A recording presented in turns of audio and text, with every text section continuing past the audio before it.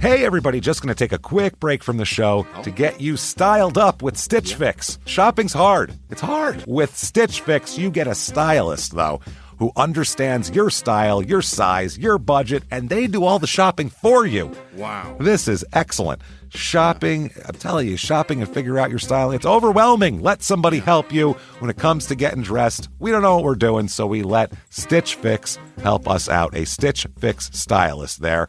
They know what works on us. We get the prices that make us look really good, and it feels good. You get some confidence boost walking around knowing that you're looking decent here. Oh, yeah. Yeah, we just give the stylist our sizes, style, budget preferences.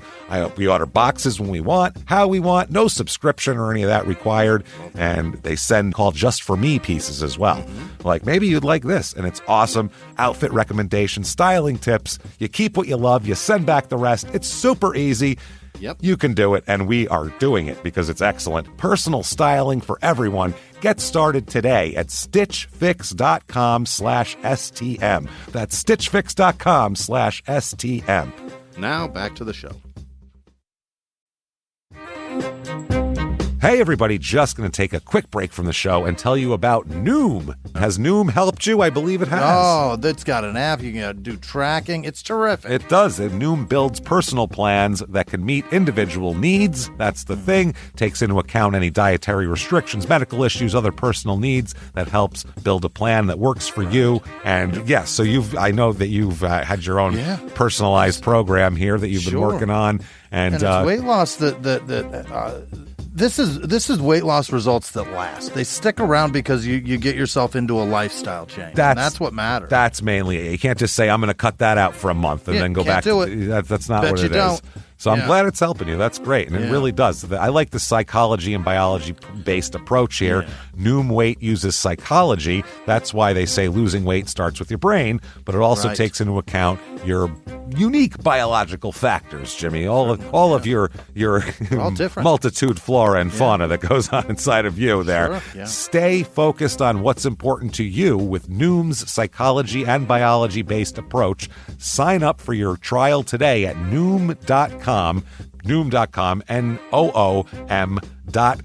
here. Based on 3.5-year study of actively engaged Noom users with minimum starting BMI of 25. Individual results may vary. Visit our website for more information. Thumbtack presents the ins and outs of caring for your home. Out, procrastination, putting it off, kicking the can down the road. In, plans and guides that make it easy to get home projects done. Out, carpet in the bathroom. Like, why? In, knowing what to do, when to do it, and who to hire. Start caring for your home with confidence. Download Thumbtack today. This week, in Apache Junction, Arizona, a young woman is found wandering the desert barefoot and has quite the story to tell involving some of the most vicious actions humanly possible. Welcome to Small Town Murder.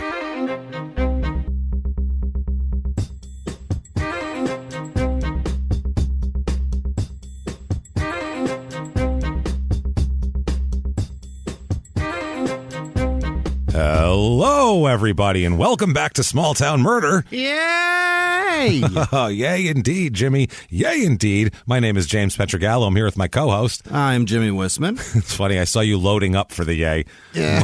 I looked over, actually, like, where's the yay? And you were, like, loading it like it was about to burst forth like a I'm phoenix. So excited. Like a phoenix rising from Apache Junction.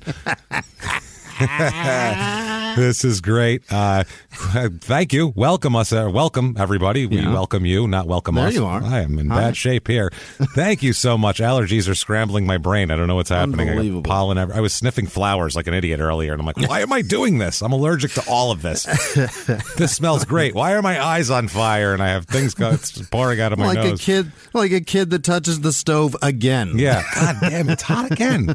It's weird. Every time Mom has food in there, it's hot. I don't understand it.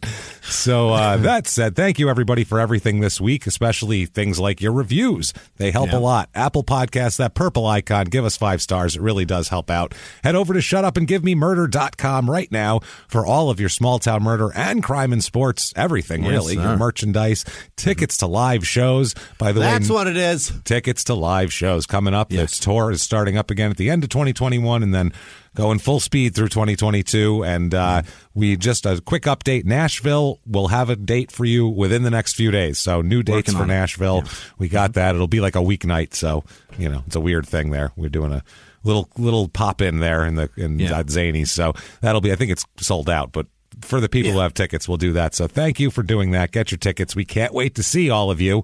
Patreon is cooking. That's where you need to be. Patreon.com/crime and sports. You get all the bonus material. And if you're a patron, you get access to everything for both shows, all the bonus stuff. And you'll want to listen to crime and sports bonus stuff because it's not about sports. So it's usually about crime or weird things or just funny stuff. This week we have, first of all, for crime and sports, personal ads. And it's a great batch of newspaper personal ads from the 80s through really like 2000. So it's pretty amazing. And as you remember, it was one of the funniest things we've ever done. It was great. And then for the small town murder one, you have Richard Ramirez's childhood in a great detail. We really went into some specific detail right up until he's on a Greyhound headed to L.A. So and then what? And then we know what happened. So that's pretty fun. Check all that out. Patreon.com/crime and sports. Plus, you're a producer then, so you'll not only earn our undying affection, but also you'll earn a shout out, and Jimmie will mispronounce your name horribly while trying his best to read it as clear as he can. So that'll be a lot of fun. You want that. And if you just want to be a producer and have good karma and have us love you, then you can do that. We love you anyway, but have us love you even more.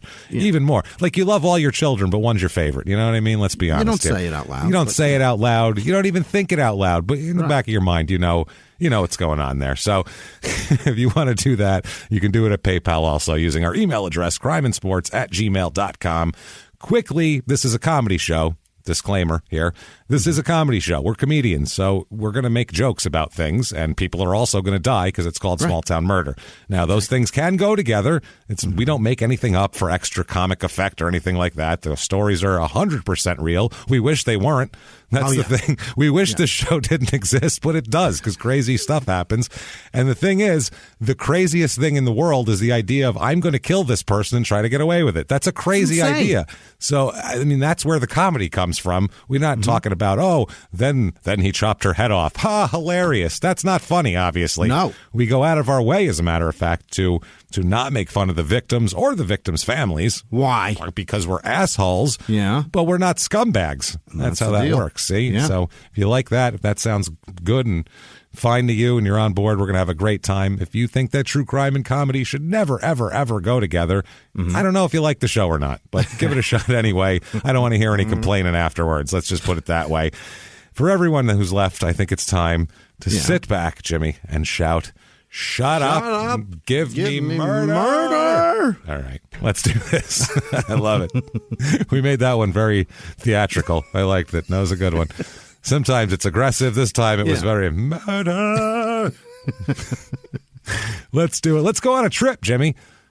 James, boy, would I ever love it. Unfortunately, not too far from where we sit at this very moment. Yeah. We just like a 40-minute drive, basically, is where we're going to go. Down the street. 45 minutes, going from a bad place to a worse place, basically. This would be. We're going to Apache Junction, Arizona. Yuck. Which the murder actually takes place kind of in the desert away from Apache Junction, not in Apache Junction proper, but it's the closest populated place, so we're going to do it. And it's the most fun place in Arizona to make fun of. It is literally like anytime you open for a comic and every comic has that question, they all say it. Where's that shitty area of town? Every headliner has some like joke that they put to every local area of then I'm in this place, this terrible city. They always ask the opener, what's the awful city everyone makes fun of here? And the comics trip over each other to say Apache Junction.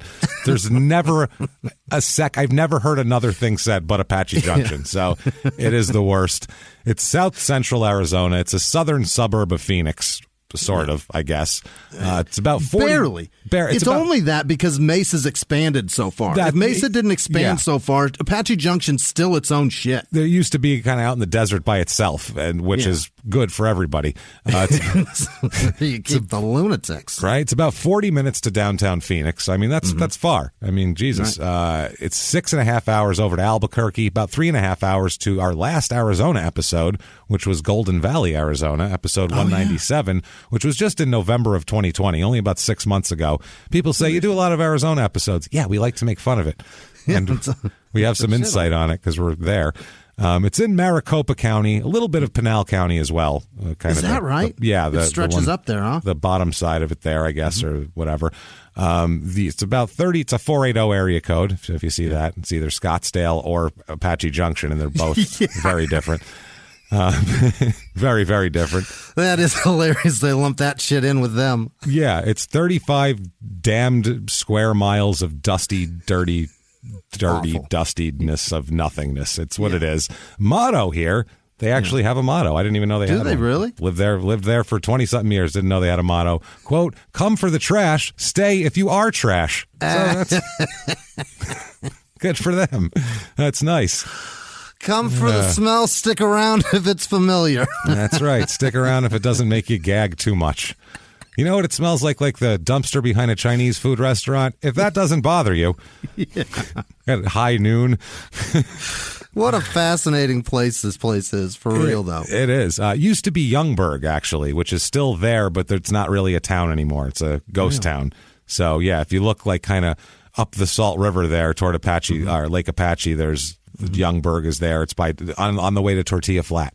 Over in that direction. Like a mining camp up there. Pretty much. That's what it used to be. The reason people are here is because of gold. Gold first came around in 1864. That's when they were talked about at first. But 1870. How much, James? How much did they possibly mine out of that shithole? Well, it didn't happen until actually a lot. We'll talk about it quite a bit, but very quickly. Like a lot of these boom towns, it was one of these things where there's gold, and then in 3 years, you've mined it all out, and that's the end of the town. So that's kind of what happened here. No samples were produced until 1879 when 2 Mexican prospectors were here, and they found some gold, and then they were attacked by the local Apaches. And one of the prospectors survived and came back to Phoenix and said that they found gold out there, and that's why they were attacked. And the attack kind of that attack is the source of the legendary Peralta massacre, which I guess didn't happen. I'm not sure. Really? Yeah, I don't know. There was a couple of brothers. The first elementary school I went to was called Peralta. I didn't know that it was about a massacre. Yeah, there's a couple of brothers named Peralta. Okay. Who were hanging out where they didn't belong, honestly. Yeah. Prospectors worked some small gold mines here in the 1880s, all around Goldfield Wash. There was one called the Lucky Boy Claim, which is a good name for a gold claim that delivers gold, I guess. That was staked in 1881, and a couple others. A big deposit of gold ore was discovered at the Black Queen claim in 1892.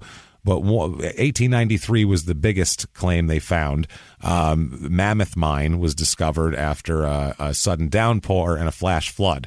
And so they found there was gold they took the topsoil off and they found gold. Fascinating. And it produced more than $3 million worth of gold bullion, equal to about 12,000 pounds of gold bullion they pulled out of it.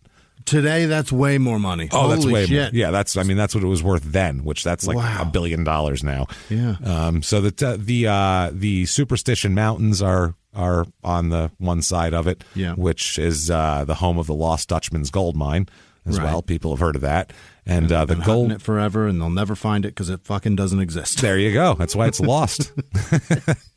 That's why it's goddamn lost. But people go out in the desert and die every year looking for it. Yeah.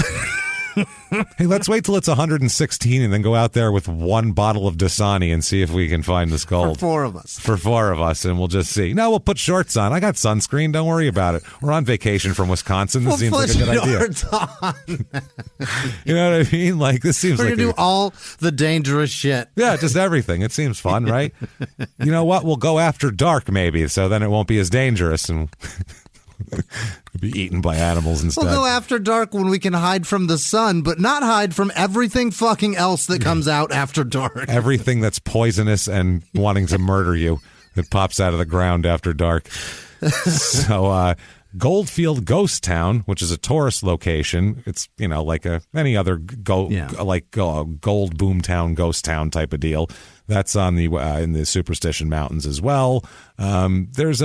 There's also Apache Land, which was they made old it was kind of like old Tucson. They made old Western movies there, and they had a huge fire there, obviously, because Everything in Arizona burns. That's how that works. And 1893, basically Goldfield was a mining town established in 1893, and then after that all the gold was dried up pretty quickly, and then it was a very fast town. It came and went in like 5 years. So we're going to stick heavy on the reviews of this town and kind of, skim past like the numbers and shit like that, kind of, and just stick to the funny stuff. And then we got to get into the murder because it is a thick murder and it's a wild one. So we can't spend too much town time. So reviews of this town, a rare 5-star review of this town, which who the fuck would do that? Okay. You've lived in Arizona. How long, Jimmie? 35 years. 35 years. Have you ever heard, ever in your entire 3.5 decades in this city, heard one positive thing about Apache Junction? No, never one. Just trailer jokes. That's it. Yeah, that's all. The nice part about it is that there was when I was a kid, we used to go to Canyon Lake and Saguaro and Apache, all those lakes out there. The nice thing is that little town existed, so you could get to Tortilla Flats and have some fucking prickly pear ice cream. That's the only positive thing that was there. That's pretty sad, dude. That's some sad stuff. That's what the attraction is. Yeah. So you can go to a man-made hole in the desert. Perfect, with some water in it. Some water in it. Yeah. 5 stars. And it's 98 degrees in the water. Oh, boiling hot. Boiling hot. The fish don't want to be in there. They're jumping into your cooler. You don't even have to fish. They're like, that cooler looks great. Yeah. 5-star, Apache Junction is a very friendly community in which everyone treats each other like family. What? Well, it's because they're inbred and are related. They are family. That's the problem. The shops and homes in Apache Junction are all reasonably priced and affordable for most. Yeah, I'll show you some affordable ones later. It's very affordable. There is low crime rate and people are very welcoming. That's just not true. There's not a low crime rate and people are, I'm sure they're welcoming because it's like, come on it's like if you're thrown into solitary confinement with someone, they're like, hey, company. Do they only classify crime as like murder? Because the meth out there is insane. It smells very methy. Like they're cooking all day long. All day long. It's a meth cook smell all day long through this place. 2 stars. Here's 2 stars. Mm-hmm. Quote, it is hot and dirty. That's fair. There is nothing to do here. There is only one high school which has a very poor rating. Public transportation is non-existent. Drugs are a huge problem, probably because there's nothing else to do here. Fair. There are only a few apartment buildings which charge too much for rent in a small, underdeveloped town. If you are true, if you are not over 65, you are out of place. Snowbirds take over in the winter and crowd every store because it's cheap. So people will come. Arizona used to be like a retirement haven because it didn't snow and it was cheap, but now people still think that, but they've priced out of Phoenix has gotten so goddamn expensive that you have to live way well outside of the city if you want to have like a cheap retirement place. And Del Webb created some really nice communities for the elderly.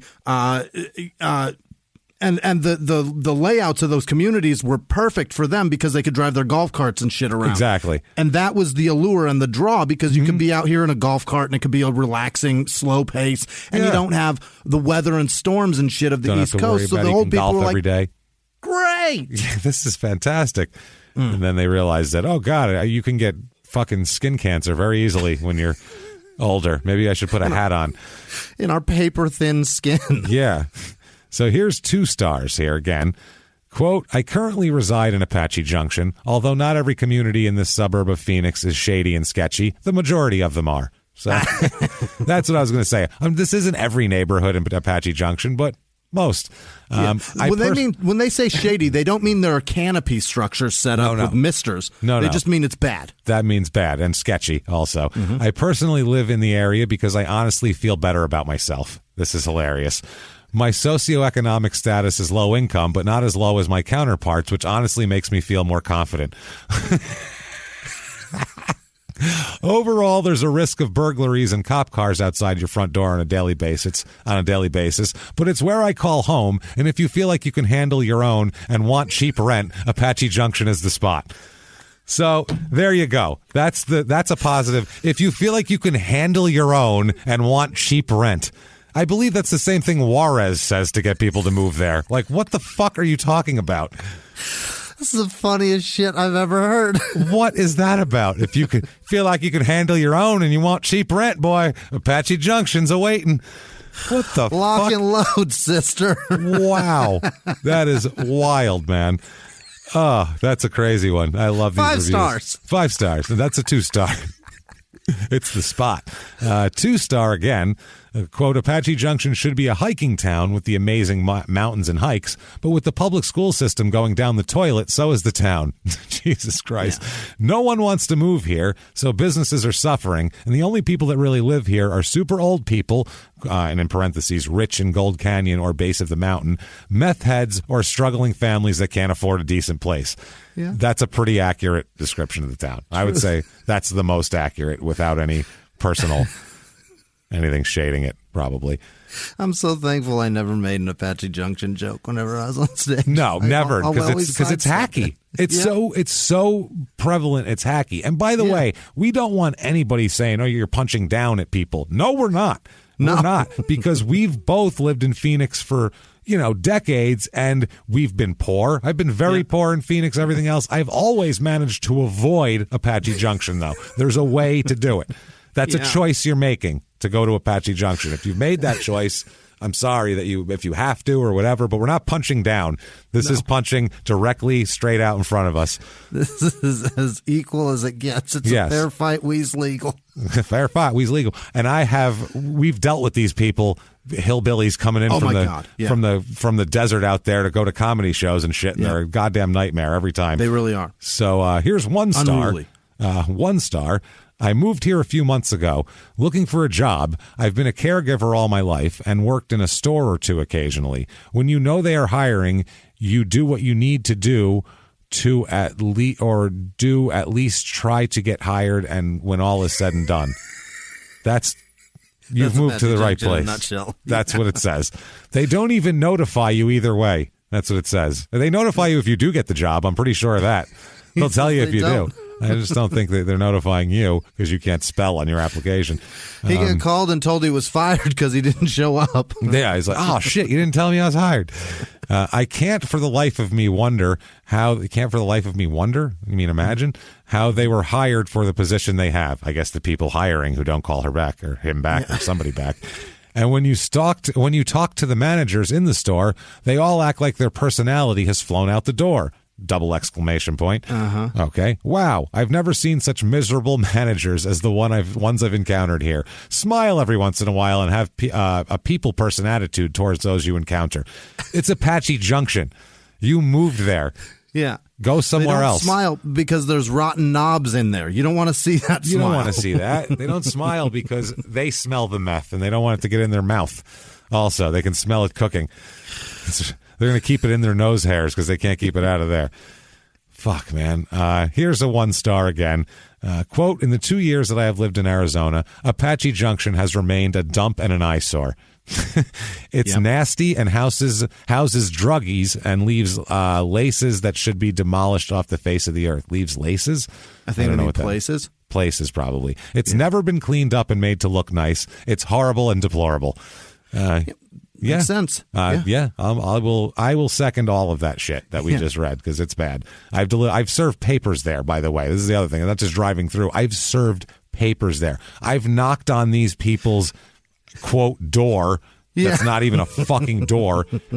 You have a piece of plywood that's twice the size of the door in front of your fucking door instead of a door, and I have to knock on that and go, is someone coming? I don't know. I don't know what's going on here. That's not good. Unbelievable. Yeah, and you have like 8 little kids running around in this environment. People in this town, 38,452 damned souls reside here, unfortunately for them, which is up 112% since 1990.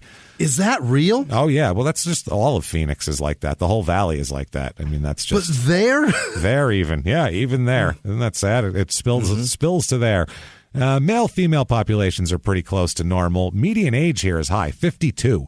is the median age. So there are a lot of old people here.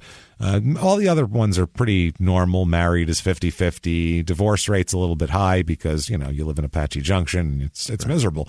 You're going to want to get out of there, I would imagine. Race of this town here, 79% white, 1.1% black. Fascinating. Not a lot of black folks out in that direction.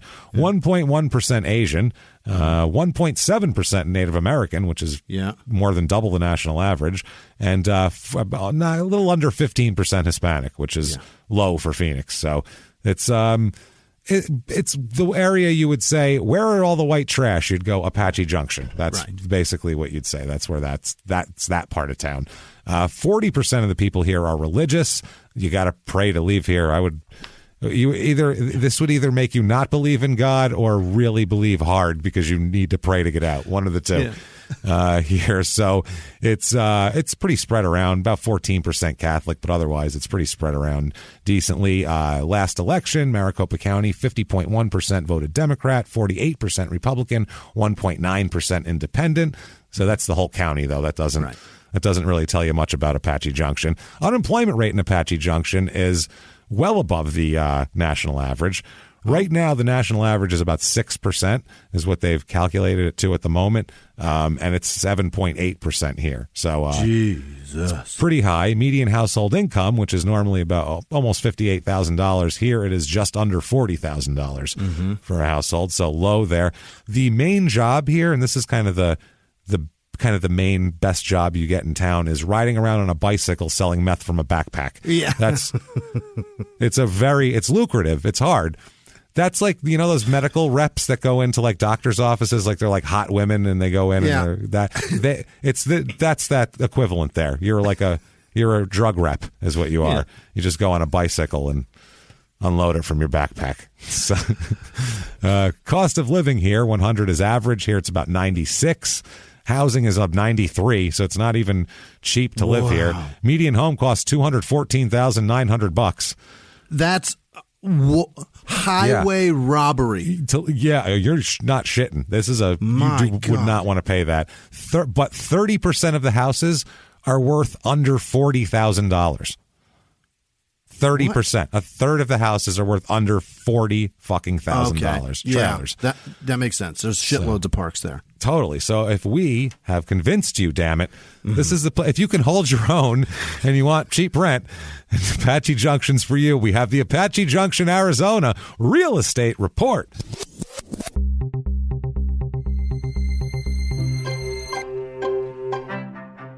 Your average 2-bedroom rental here goes for about $920, which is less than the national average and less than Phoenix also are under the average.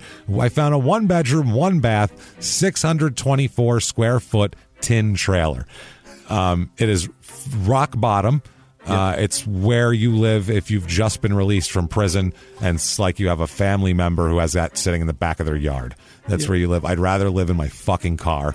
$11,500. At least your car's got AC. Exactly. That's what I mean. And for $11,500, your car is more expensive probably also. Sure. So that's the other thing.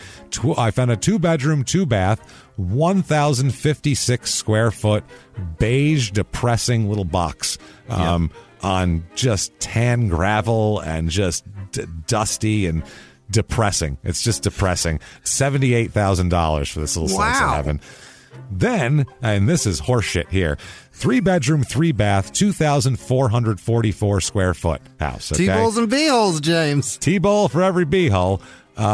It's one of those ugly, I don't even know, it looks like it's been made of like mud and smoothed out, and it's just ugly. It doesn't even look like a home, really. It's new stucco, though? I guess, yeah. Or is it? Oh, I know what you're saying. It's that casita style. Yeah, it's just ugly. The color's ugly is what I'm getting at, too. Okay. It's in the desert. It's dirty. It's a decent house inside, but fuck me. It's on 1.25 acres of unusable dirt. So enjoy that. $659,900 for that fucking thing. No. It's the land, right? What? It's what land? There's nothing there. Not that the land's valuable. I guess you could dice it up and build houses on it, but it's literally barren dirt. You couldn't grow weeds on that shit. There's nothing there. The dirt is so dense, too. It's so hard. Terrible. Yeah, anything you want to get under it, you need to blast it with dynamite because it's just it's the desert, man. You're not supposed to live there. It's not that it's the land. I just mean the space to not have neighbors that close by. That's why that's I guess valuable, that would right? be. Yeah, that's rare in Phoenix, in the Phoenix area. It's rare to have more than fucking 15 feet between your house and the neighbor. That's rare, bananas. It's true. Things to do here. There's really nothing else, nothing good here. It's Festival of the Superstitions.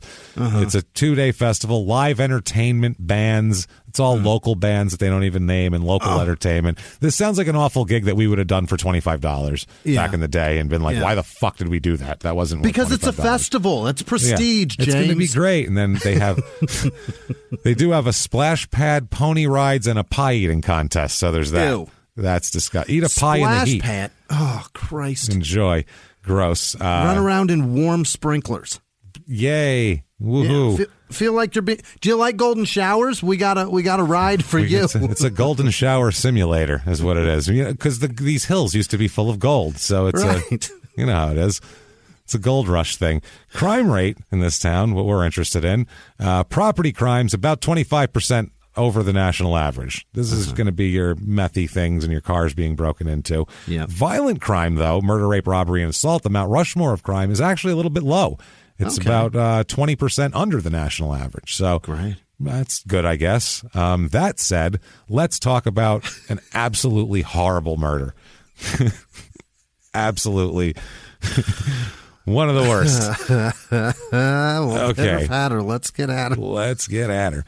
Let's start out in 1987. Okay. Let's talk. Okay. Yeah. This is going to be outside of Apache Junction. If you go to the east of Apache Junction, a little bit, I guess, sort of to the north. No, it's mainly just to the east. There's Apache Lake, and then there's campgrounds all along Apache Lake, and which is just a lake in the desert. Don't think of there's like trees or anything like that. No. It's just desert. They literally put a hose up to it at one point and filled it from someone's backyard, and it's still going. That's how it works, I believe. I'm not sure. I think they dammed the Salt River and created Apache and Roosevelt, and I believe that comes off of the bottom of that and then makes the Salt River also, which people tube, and you can get sunburn disgusting. And hypothermia and hepatitis at the same time. And hepatitis. So you can get the two big H's, hypothermia and hepatitis, while you're having heat stroke. It's really amazing. You can see why people flock from all over the country to come here. It's fucking terrible. I just think it's so funny. All these people are moving to Phoenix now. It's like this popular place to move. And I just think, what do they think after a week when they're like, oh, God, what do we do? What did we do? Why are we here? Told you we should have got the one with the pool. Fuck, yeah. God damn. You said, for an extra 10 grand, who cares? This is why.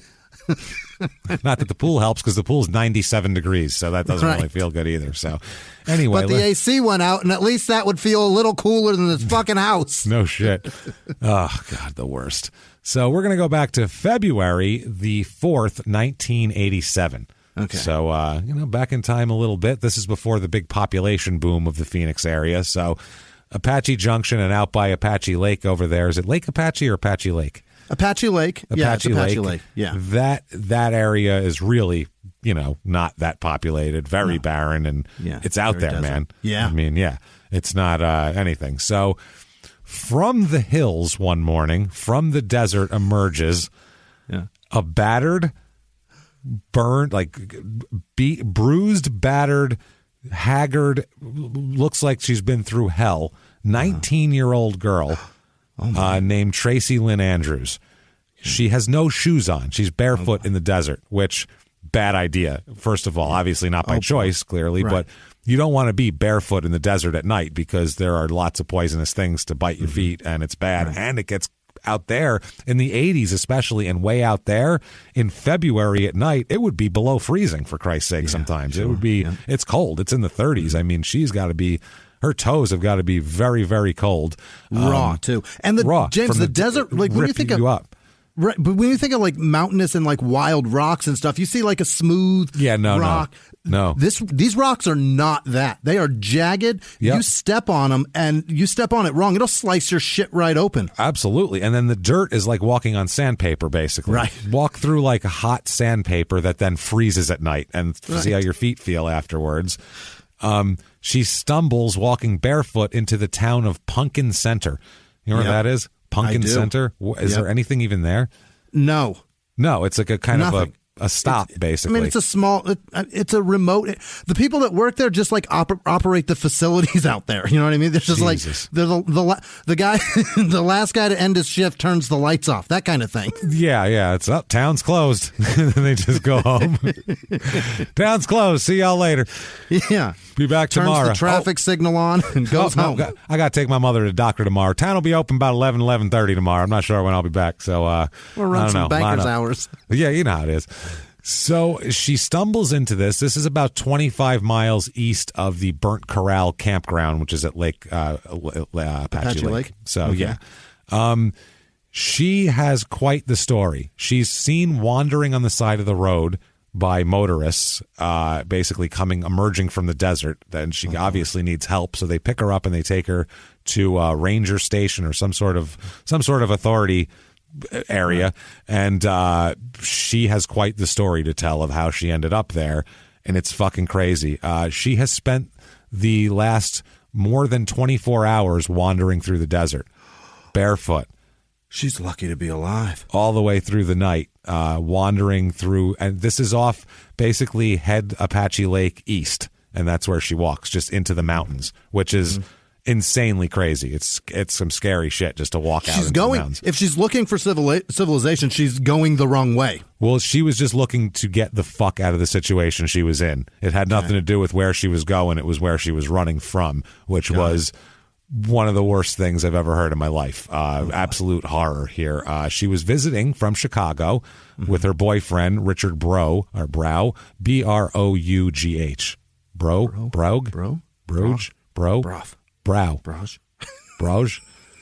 Shit. Richard. What's his name? Richard. Yeah, Richard.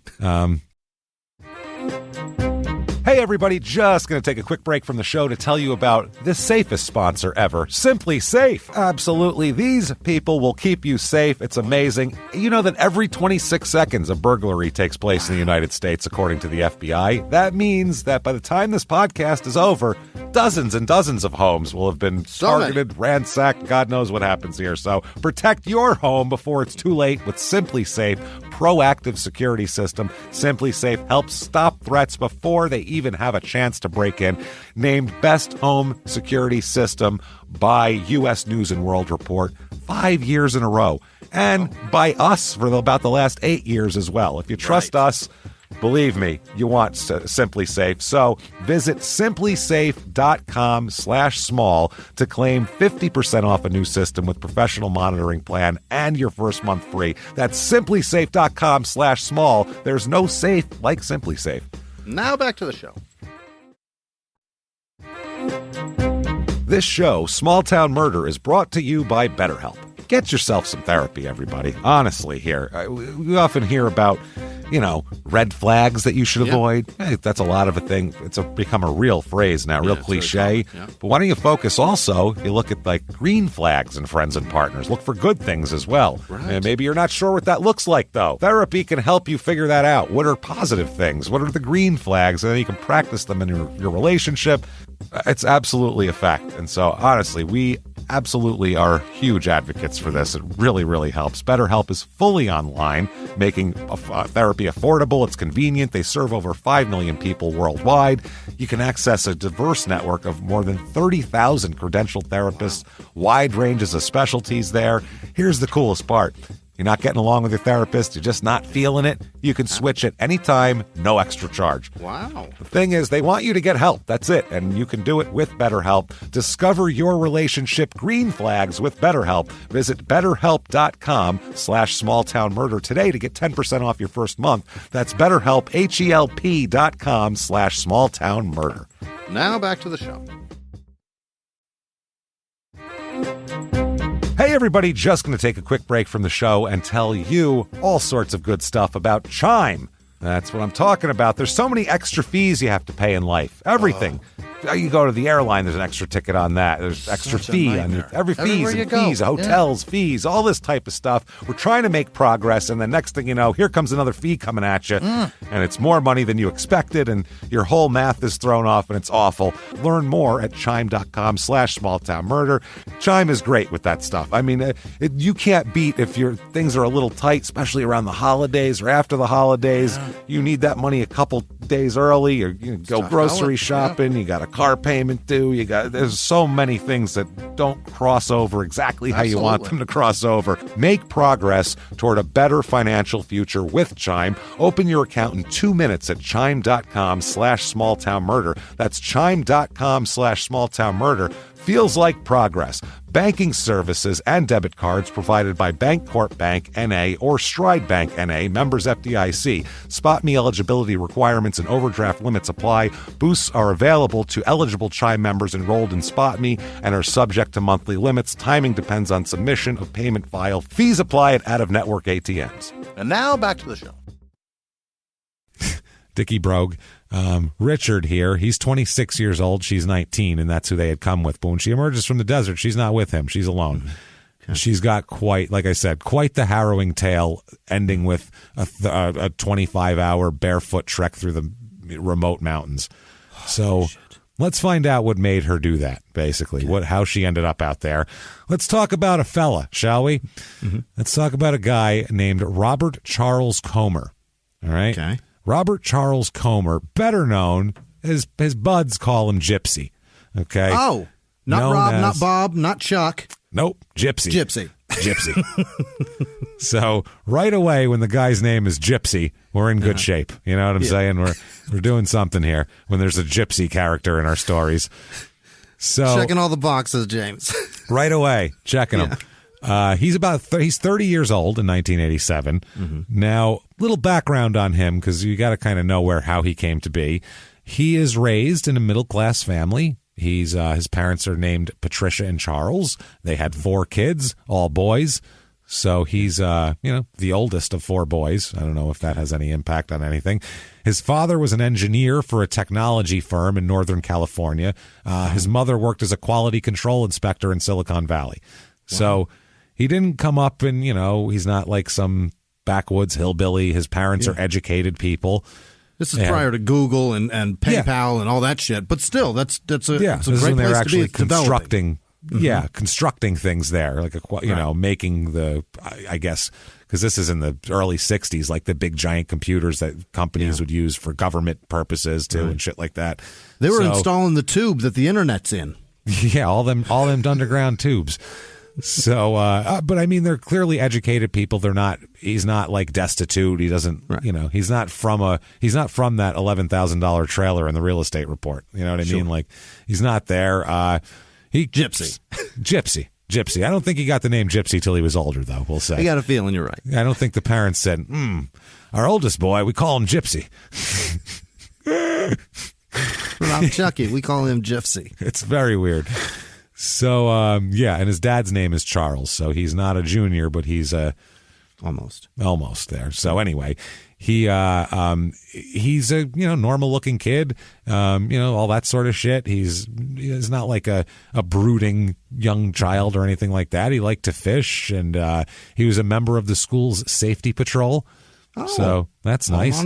Hall monitor, played football for a little while as a kid, up until I don't think he played high school or anything, but he played, like Pop Warner, that sort of shit.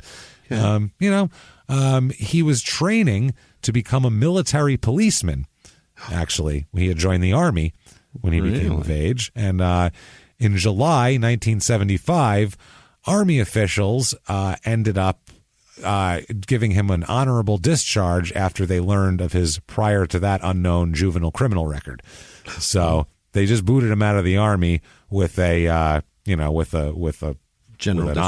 honorable discharge. What ended up happening was he quit high school in his senior year, and he enlisted in the Army in 1975. But he had served 4 months in a youth facility on a burglary charge and some other shit too, joyriding, which is basically when you plead to stealing a car. When you're a kid, they call it joyriding, which is very different than stealing a car. Right. Joyriding is what you do with your parents' car. Yeah. Well, stealing a car insinuates, like, it implies you have like an angry face, but joyriding's like, woo! Yeah, we just took great time. We just took it to have some fun. There was nothing nefarious about it. We weren't going to chop it up or anything. Just going to have a little fun with it. But joyriding is, to me, when you steal someone's car who you can't really steal. Like, you steal your dad's car. It's not really stealing the car, obviously. The keys were in the house, and, you just took it like an asshole when you weren't supposed to. You steal your parents' car. The key is in the ignition. You didn't bust a steering column and rub some wires together. Jam a screwdriver into it. Right. Yeah, this is a different case. So, stealing, I feel like, is a stranger. That's theft. So either way, he did some time in there, and when he did some time in there, he immediately became a member of like kind of a young offshoot of the Aryan Brotherhood. Jumped right into that. Hitler Youth. He was right into there. Yeah, just the California penal system is lousy with gangs. It's just all gangs of every race there is. So it's just chock full, and it has been since like the 50s. So it's just the way it is. And Arizona's very similar. It's the same thing pretty much. The western states all have like the gang thing, whereas the East Coast, it's much less about gangs and much more about areas you're from and shit like that. It's fascinating. It's a different thing. If I've read so many prison books, and I can't tell you how varied the system is. It's so different.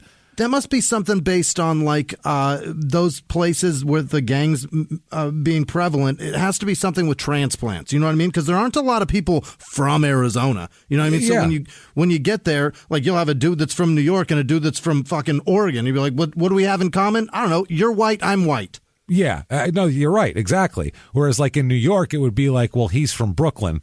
So and we're from Queens, so we don't like them. You know what I mean? It would be more like that, but it would be like my 6 guys and their 5 guys don't like each other. It wouldn't be like, the unit is literally split up by racial differences, and like it is in the West. So bizarre. It's a very bizarre thing here. So he he ended up at the time he is in Arizona in 1987.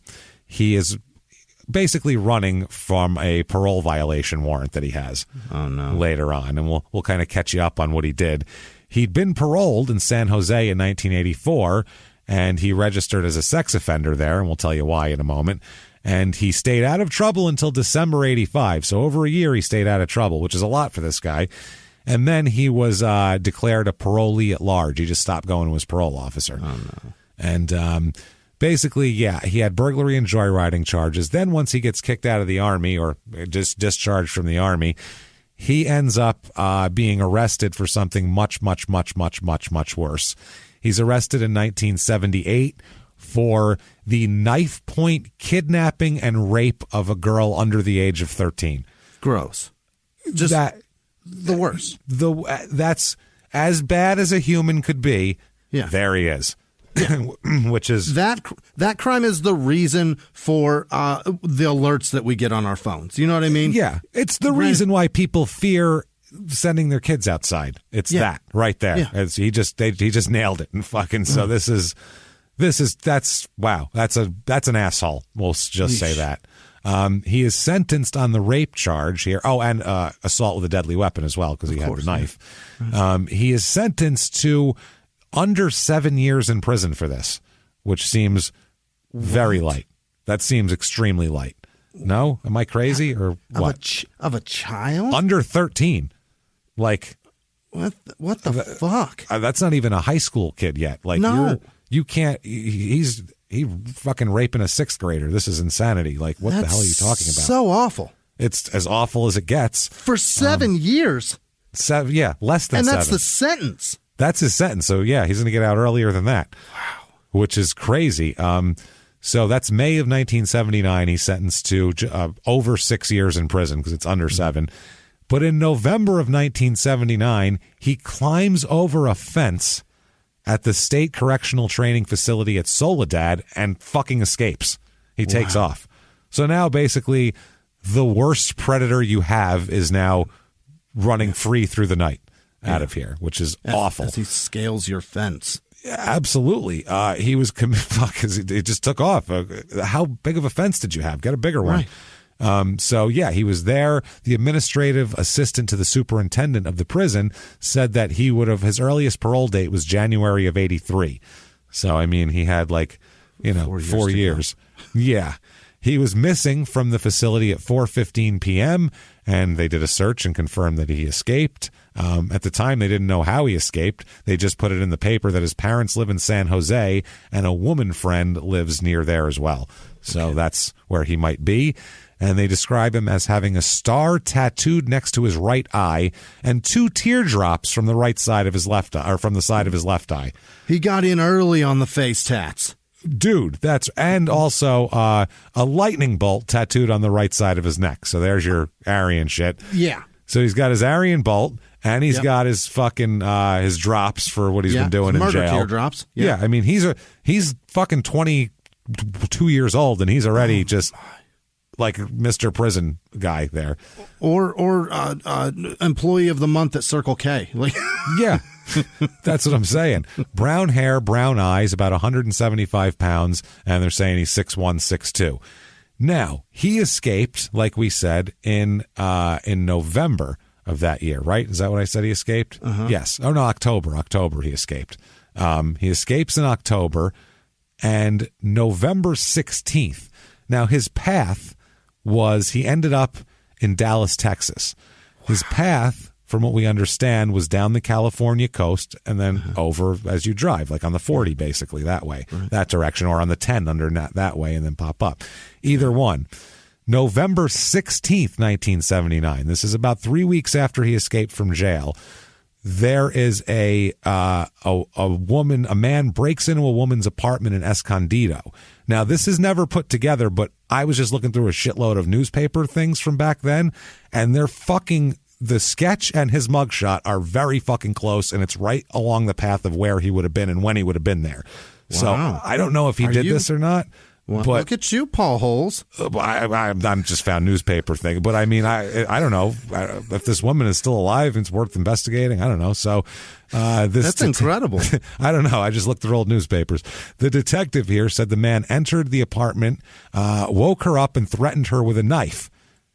That he wanted to sexually assault her, and he had a knife. That seems like our guy. Which seems like our guy. He had a Halloween mask on at the time. She ripped off the mask and fought him, and she managed to escape. And he ended up being cut in the scuffle somehow with his own knife, and she managed to escape. And their composite of him is a man in his 20s, slender like him, dark hair, dark eyes. Hair pulled back in a ponytail, which he had long hair, and he had a mustache, the same as our guys. The only difference is she says he's 5'8" or 5'9", and he's about 6'1", which that kind of ID, though, goes, unless he stood like next to if he woke her up and was on top of her, how the hell does she know how tall he is? You know what I mean? Right. Like, at no point, it seems like in it, was she able to see him standing straight up, standing next to her, going, okay, there's about 8-inch difference. She's just giving her best thing. So let me show you here. Depending on where he's sitting on her legs, because I'm sure he is. He could appear shorter if he's sitting on the knees versus the thigh. Yeah, we have no idea, especially in the dark in the middle of the night. I mean, we don't know height. So here is, I'll turn the monitor toward you there. Here is the that's the drawing of it. Now, he looks older, but she says he's in his 20s. So I think that's just a thing of like the sketch artist didn't do it very well. But look at the sketch. He does look 45 or 6. Right? That's what I mean. Yeah, the cheeks kind of. But then look at our guy. What is that? Let's see here. Oh, my. Yeah, man. Pull that hair back. A little closer here. Let me look at this. That is, Pull that hair back. Mustache. Same mustache. That could go for our guy. I mean, it's similar, dude. And the MO and where he was. I mean, not that there's not an abundance of rapists in California, I'm sure, back then or all the time, because there's 30 million people. So there's going to be a lot of people doing everything, basically. And the sharing of information wasn't very thorough. Possible. I mean, you finding that alone is pretty goddamn incredible. So, I mean, I don't know if it means anything, but maybe someone who does that sort of thing, look into it. I'm not sure. That's not my bag. So he ended up being arrested in Dallas in May of 1980. And he's returned to, so he made it out for months. Think about that. He was out for over 6 months. 6 months. Imagine what he was doing in the meantime. You think he got out of jail and didn't do anything and just laid low? Fuck no. Who knows with this guy? I've been working on my house for 6 months, James. It seems like a fucking lifetime. That's what I mean. He was out forever. It's insanity. Wow. So he's returned to Soledad in May of 1980, but then he's transferred to Folsom after that. After his prison escape conviction. He's transferred to Folsom, which is a completely different deal than this training facility. He was apprehended in Dallas. He's returned and assigned to the segregated housing unit now. Now we're going to talk about, he's going to be in the SHU units for pretty much the whole time. That's for your really bad people, the SHU, basically. Yeah. That's what they call it there. He remained there for about 8 months until he was transferred to Folsom. He ends up in the general population in Folsom and remains in the general population until September of 1982, when he's slashed in the neck by another inmate and injured badly. So he's reassigned to the SHU unit based on the attack and remained there for about 6 months. How shitty is that? Yeah. You get attacked and you got to go in there. You get tossed in there. Yeah, there you go. You're in danger, asshole. Here you go. Yeah. That's rough, man. So in February 83, he was transferred to another different SHU unit inside Folsom. And I'm only giving you these things because it comes up later. Okay. And you'll see. Anyway, he does that. In 84, he's paroled. He was he was in Folsom SHU units for about 6 months and in a different SHU unit there for as long as 17 months. Wow. So, yeah, he's been in these SHU units pretty much the whole time he was in there. Fucking year and a half all alone, James. All alone, man. All alone. I know a guy who did 5 years in solitary. 5 years. Holy shit. A mob guy. 5 years because he wouldn't say shit. So they just kept him there for 5 years to try to break him. Yeah. But let's say, I mean, if he didn't know anything and he's not a hardened psychopath, he fucking is now.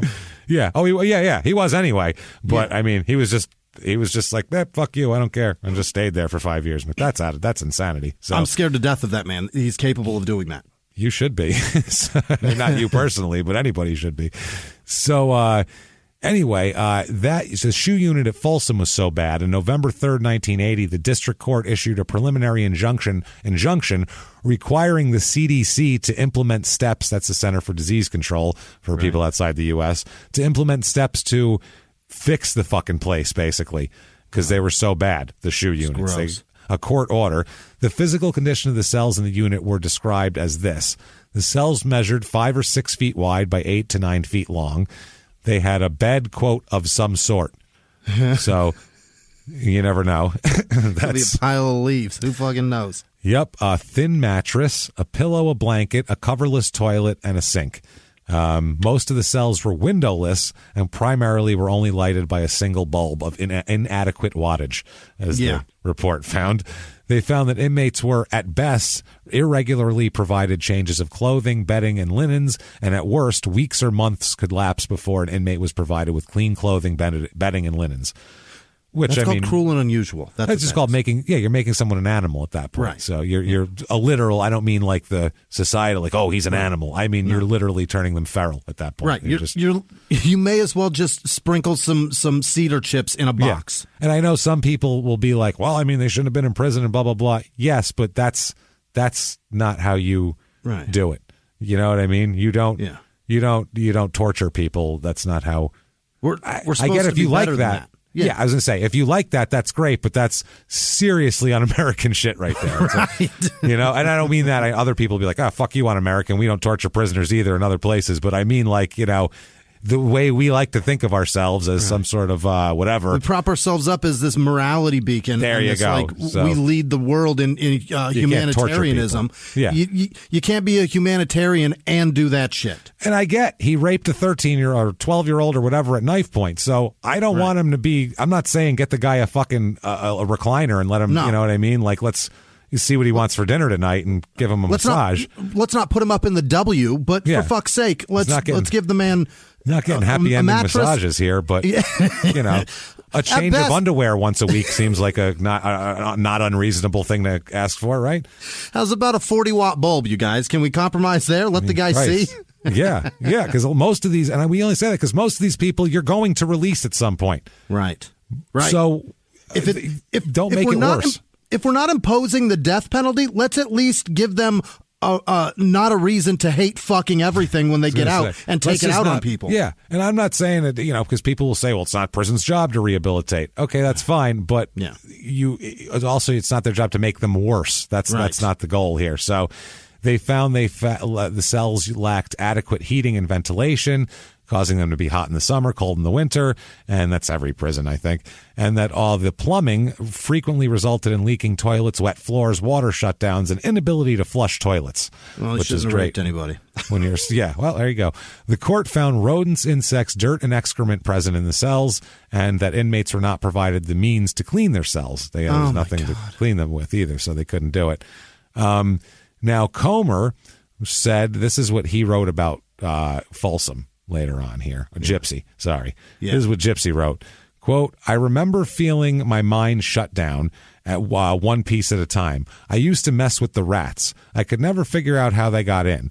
At night, they would crawl on you. At first, it bugged you, but then, like Love or the girl you left behind, you just turned them all off. You live like a robot. I used to talk to the rats at first. After 4 months, they talked back. You think you're going crazy, so you don't fuck with the rats no more. After 6 or 7 months, all your mind could say was fuck you. Oh, my God. He's turning into, what is it, Willard? Was that the guy's name? Yeah, he tried to, but the rats didn't even want to hang out with him, so he's like, all right, fuck it. Fuck you, rats. So he just described a descent into madness in this place, and it makes sense here. So 1987, this guy, obviously a fucking menace here. By 87, like I said, he's a wanted fugitive from parole, but he was released on parole in 84. So in 87, he and his, I suppose, girlfriend, I mean, we've never really established what the relationship is, but I feel like it's his girlfriend. By the way, he has a daughter, this man. Stop this. He has a fucking daughter out there somewhere. Yes. Do we know how old she is at this point? I don't know, but it has to be older than 40. I mean, it has to be based on when he was in prison and all that sort of shit. So it's wild. Now, he and Geneva Ann Willis is her name. Oh, yeah. Okay. Geneva. So Gypsy and Geneva hit the road knowing that they're wanted. They hit the road to get out of California. Call her Junebug. Yep. Junebug and Gypsy. Mm-hmm. That sounds like some bad movie. Junebug and Gypsy.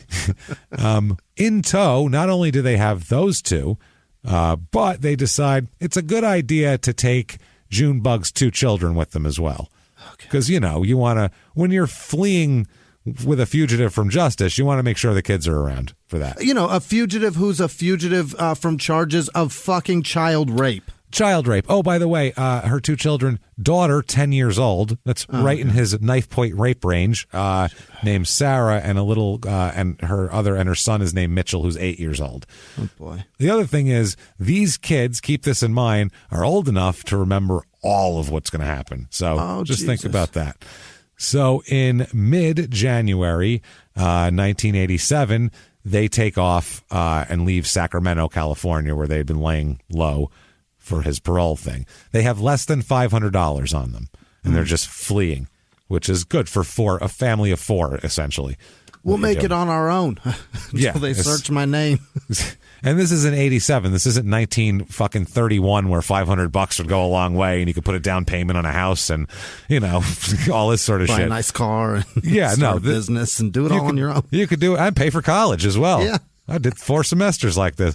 No, none of that shit. This $500 goes not that far. It's like basically $1,000 now. If you were to flee your life with $1,000, how long is that going to last you realistically? So they travel through. They go through like Nevada and all that sort of shit. They kind of weave their way down and end up in Arizona. Okay. They end up in Arizona, and they end up at the Burnt Corral campground at Apache Lake on February 2nd, 1987. That's how you make $500 stretch. That's how you do it. $5 a night, babe. That's it. This is, I think, probably, I don't even know if it costs money to be here. It seems like you might be right. It might be I don't think free. there's hookups at this point. This is just desert, from what I gather. And now they can only charge if there's bathrooms there. And back then, I don't even think that was the case. And the bathrooms then are just like a hole dug in the ground with a plastic cracked toilet that sits on it. Jesus Christ. God-awful wildlife all over the toilet. A Phoenix summertime porta potty is the most horror-filled piece of plastic on the planet. It really is. It's bad. You're describing, it's true, like the condensation from it being heated up. It rains in there. It rains if they piss just water. Cleaned it, because they spray the shit out of the inside of that thing, and then they slam that door shut in 112 degrees, and all that water in there it forms a shit cloud inside there that's tucked up against the ceiling. Disgusting. And then it just rains. Disgusting. So, Jesus. Now, 2 or 3 days before that, they got there on February 2nd. They stopped at the Orange Peel Campground. I don't know where that is. Orange Peel Campground, and they stole some food and liquor. So they have some food and liquor, but once they get to the campground, the Burnt Corral Campground, they have some stolen food and liquor, but no money at all. Okay.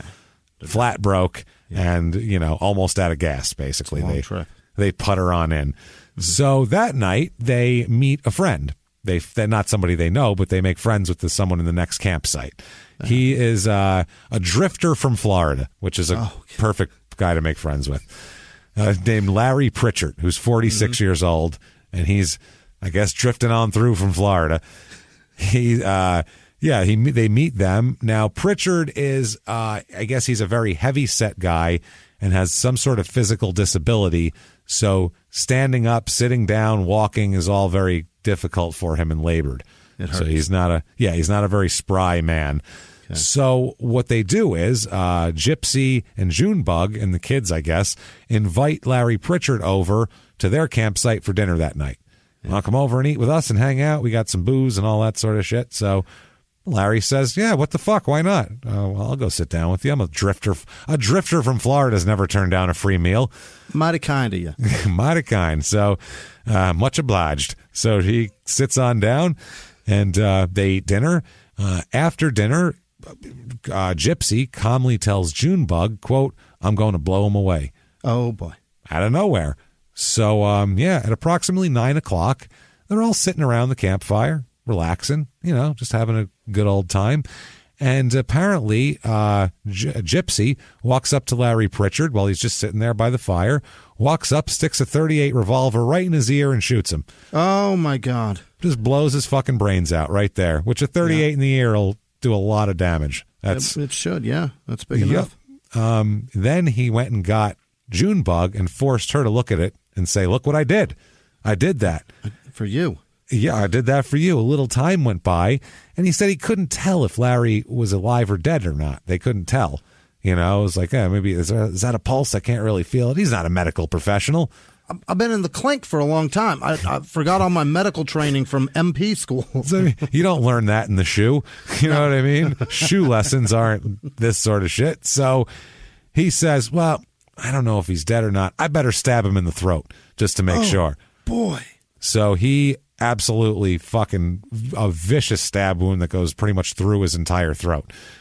Big blade. I mean, just to make sure, to finish him off. And then he went and got Willis again and said, see what I done? And he, because that's, what he said? Quote, see what I done? That's exactly what he said to her. See what I done? Quote, I'm a cold and callous killer, is what he told her. I knew a minute ago. Yeah. Okay, great. So I'm going to round the kids up. Yeah. We're going to skedaddle. Sacramento's calling. Yeah, that's the thing.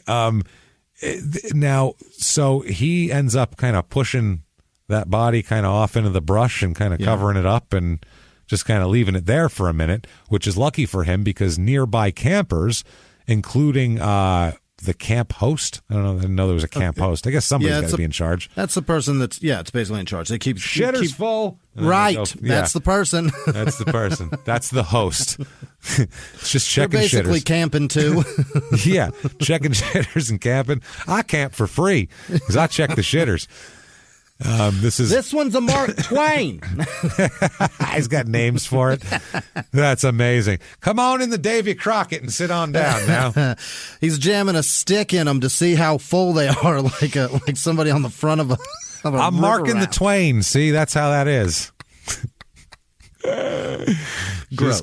Funny, his name's Samuel Clemens. Very odd. Didn't expect this. No, the camp host's name is not Samuel Clemens. The camp's host name is Marquis Bolts with a Z. A cool name. Really?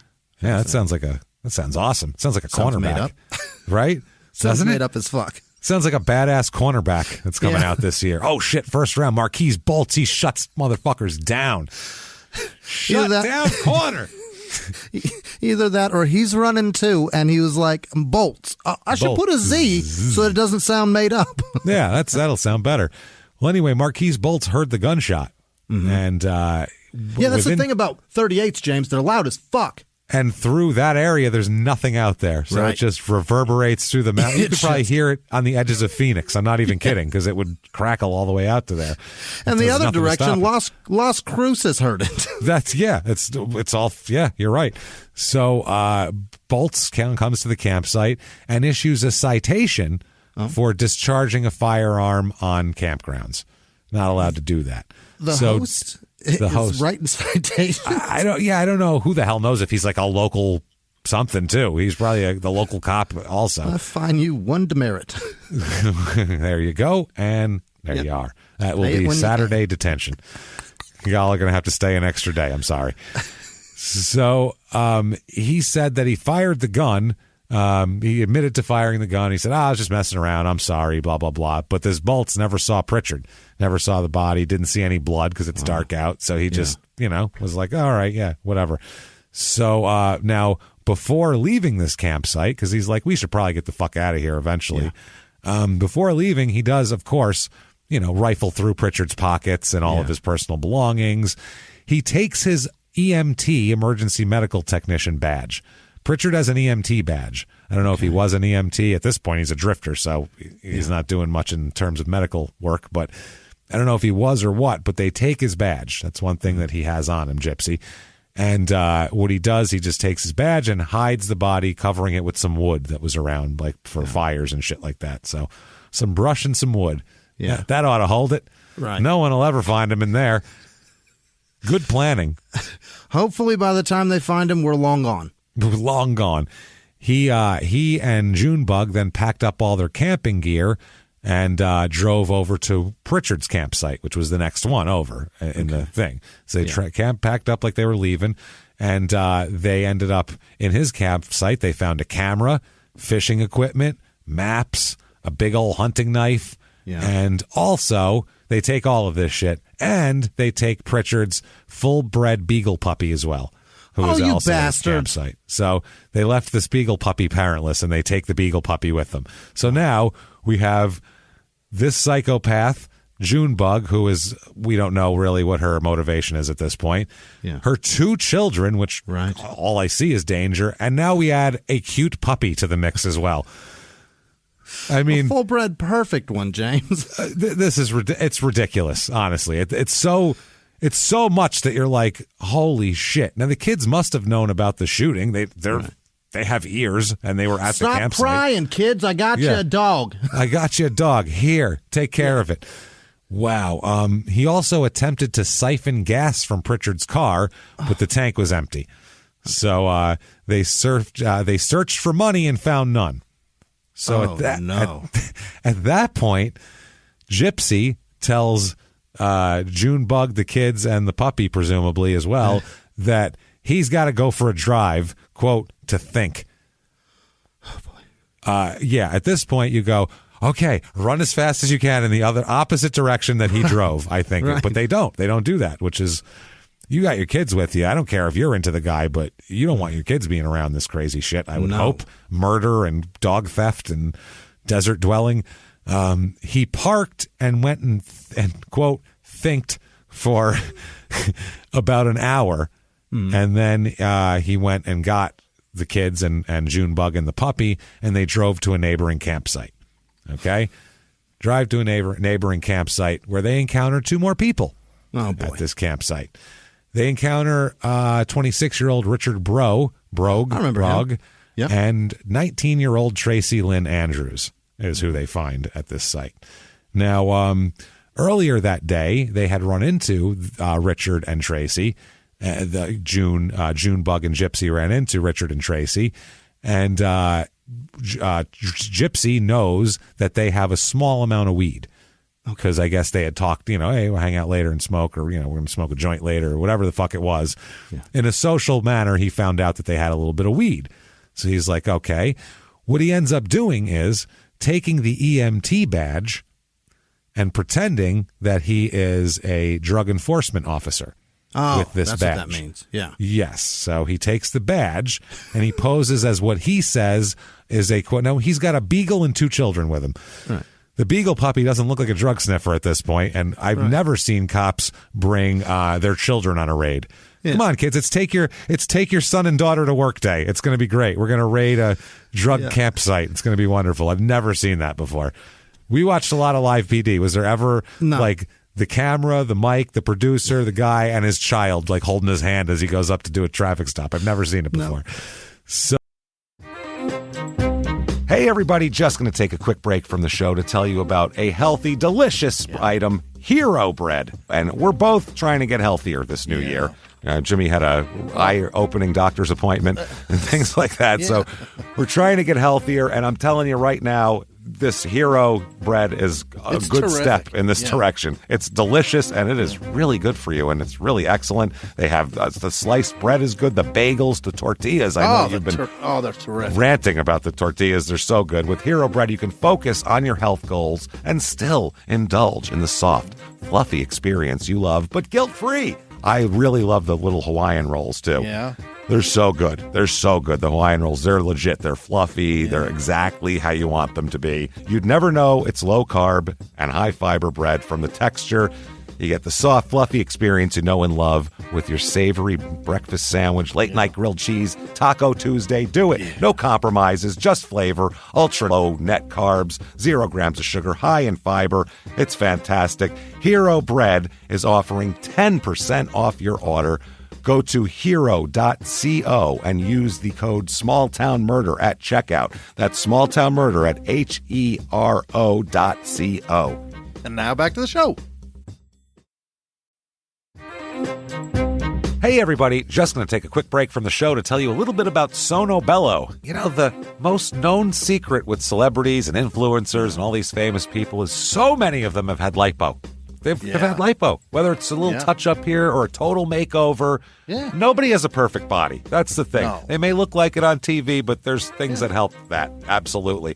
Lipo now has changed, and Sono Bello's been at the forefront with using LAL technology and getting those beautiful and natural outcomes for each person. Looking real natural. Our friends at Sono Bello are offering their best deal. You're now included in their winter savings event, but appointments are limited, so please get on this. Sono Bello doctors are masters in micro laser fat removal, a brilliant technique that removes stubborn fat permanently wherever your problem areas are. Tummy, love handles, thighs, arms, it's gone in one comfortable visit. Eating healthy and workouts are great. Keep doing that, but if you want to lose that stubborn fat in one visit, check out Sono Bello. Save big during their winter savings event. Schedule your free consultation now at sonobello.com/smalltownmurder. That's sonobello.com/smalltownmurder. Now back to the show. So he claims to be... Me, the kids, and the dogs, we are with the illegal marijuana transportation department. Yeah, it's the non-desert marijuana smoking society, really, that we formed with my law enforcement brothers, and we are here to stop it. So this is fucking crazy. He and Junebug both pose as officers. He has the badge out, right. And I guess it's one of those things like in 48 Hours with Eddie Murphy. Says all you need is a badge and some confidence. You know what I'm saying? And he's like, that's all you need in there. So he goes in and claims to be what he says is an Arizona drug enforcement officer. That's what he says they are, both of them. And they order Richard and Tracy at gunpoint to come out of their tent and lie on the ground. They just see a badge and a gun, and when someone's got a gun, the badge, all you need to see is a glint of the badge. You're not going to examine that fucking thing. Yeah, you're looking at the gun probably more more than anything. That's why they always say, like, eyewitness identifications are so terrible in like armed robberies and shit, because you look at the gun, not the person. It's just you look at the danger. You follow the gun to the person, but then you go back to the fucking gun because that's what you're scared of, not the person. So you're not focusing on a person and getting as much like brain picture as you would if they weren't holding a gun. And somebody with a gun is as scared of this situation as you are generally. That's why they have a gun. Right. And you watch the gun because they use that gun like you talk with your fucking hands. They like point you in directions and shit. Yeah. You know, so you're watching that gun and following the orders. Whichever direction that thing shows, you go that way. Yeah. They have a gun because they thought maybe that they could not rob you without one. Probably that's the reason why. Yeah, exactly. You know, if they thought, oh, I can rob this person, no problem, they probably wouldn't even bother. Just leave the fucking gun at home. So yeah, I mean, shit. You never see, like, I guess if you're going to steal candy from a baby, you don't need a gun for that. You just grab it. Probably. It's a great point. So I don't know. So anyway, he's got them at gunpoint, lying on the ground in front of their tent here. And I'm sure they're very scared. They're on fucking vacation. They drove here. Now they're getting held at gunpoint by this crazy fuck with a gun out, and it's a lot. So he briefly flashed the EMT badge, obviously, and says he was on official police business. And where do you keep the weed? Where do you keep the weed? Right. Let's go. So they directed him to where they kept the weed, and then he, quote, arrested them by binding them with wire and duct tape. That sounds like a cop. Yeah. I was going to say, again, we've seen a lot of stuff, and I've seen movies and a lot of live shit and cops and live PD and everything.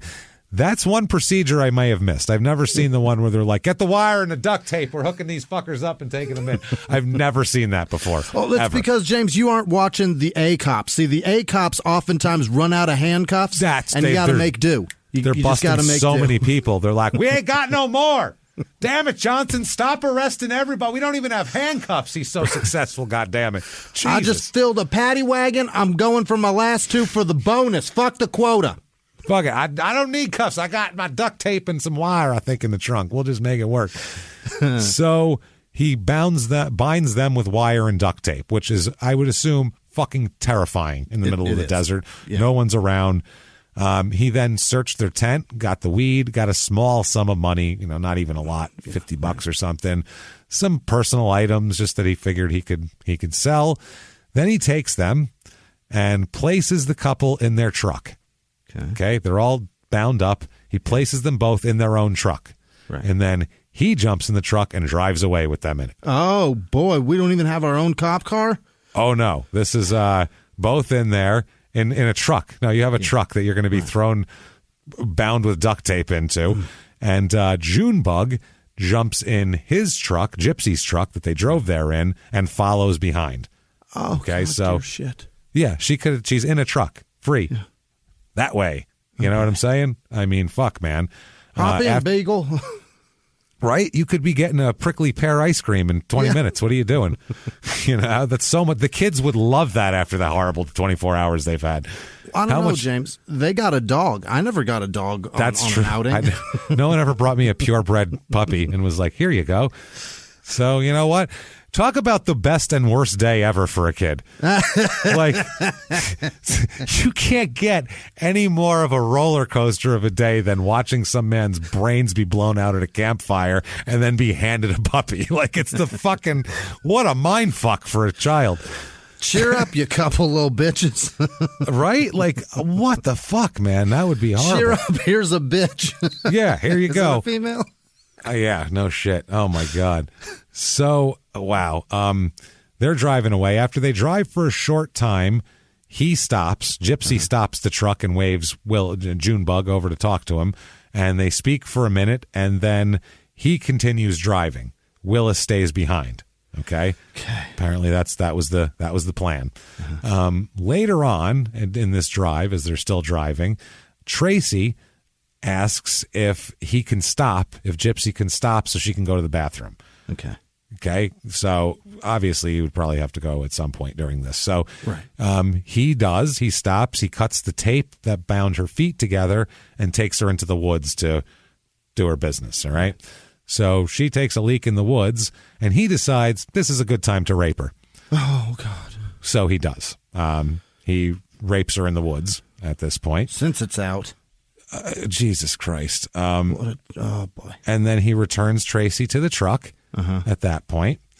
And he's like, this is why this guy is really fucking sick, because it's one thing. This isn't about making me feel good. It's about making you feel bad. Right. Which those people are always way more dangerous in my mind than people that are going for some kind of gratification, because they enjoy causing heartache and pain and doing bad things to people.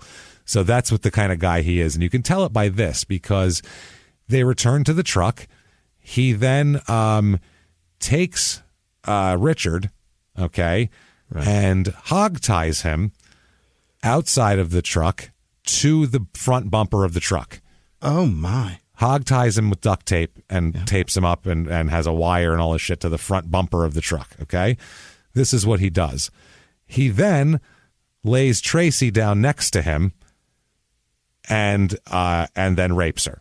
Oh, my God. There. Then forces her to have oral sex with him, whatever, and then rapes her again. Oh, my God. All of this, obviously, within a foot of the hog-tied Richard over here, okay?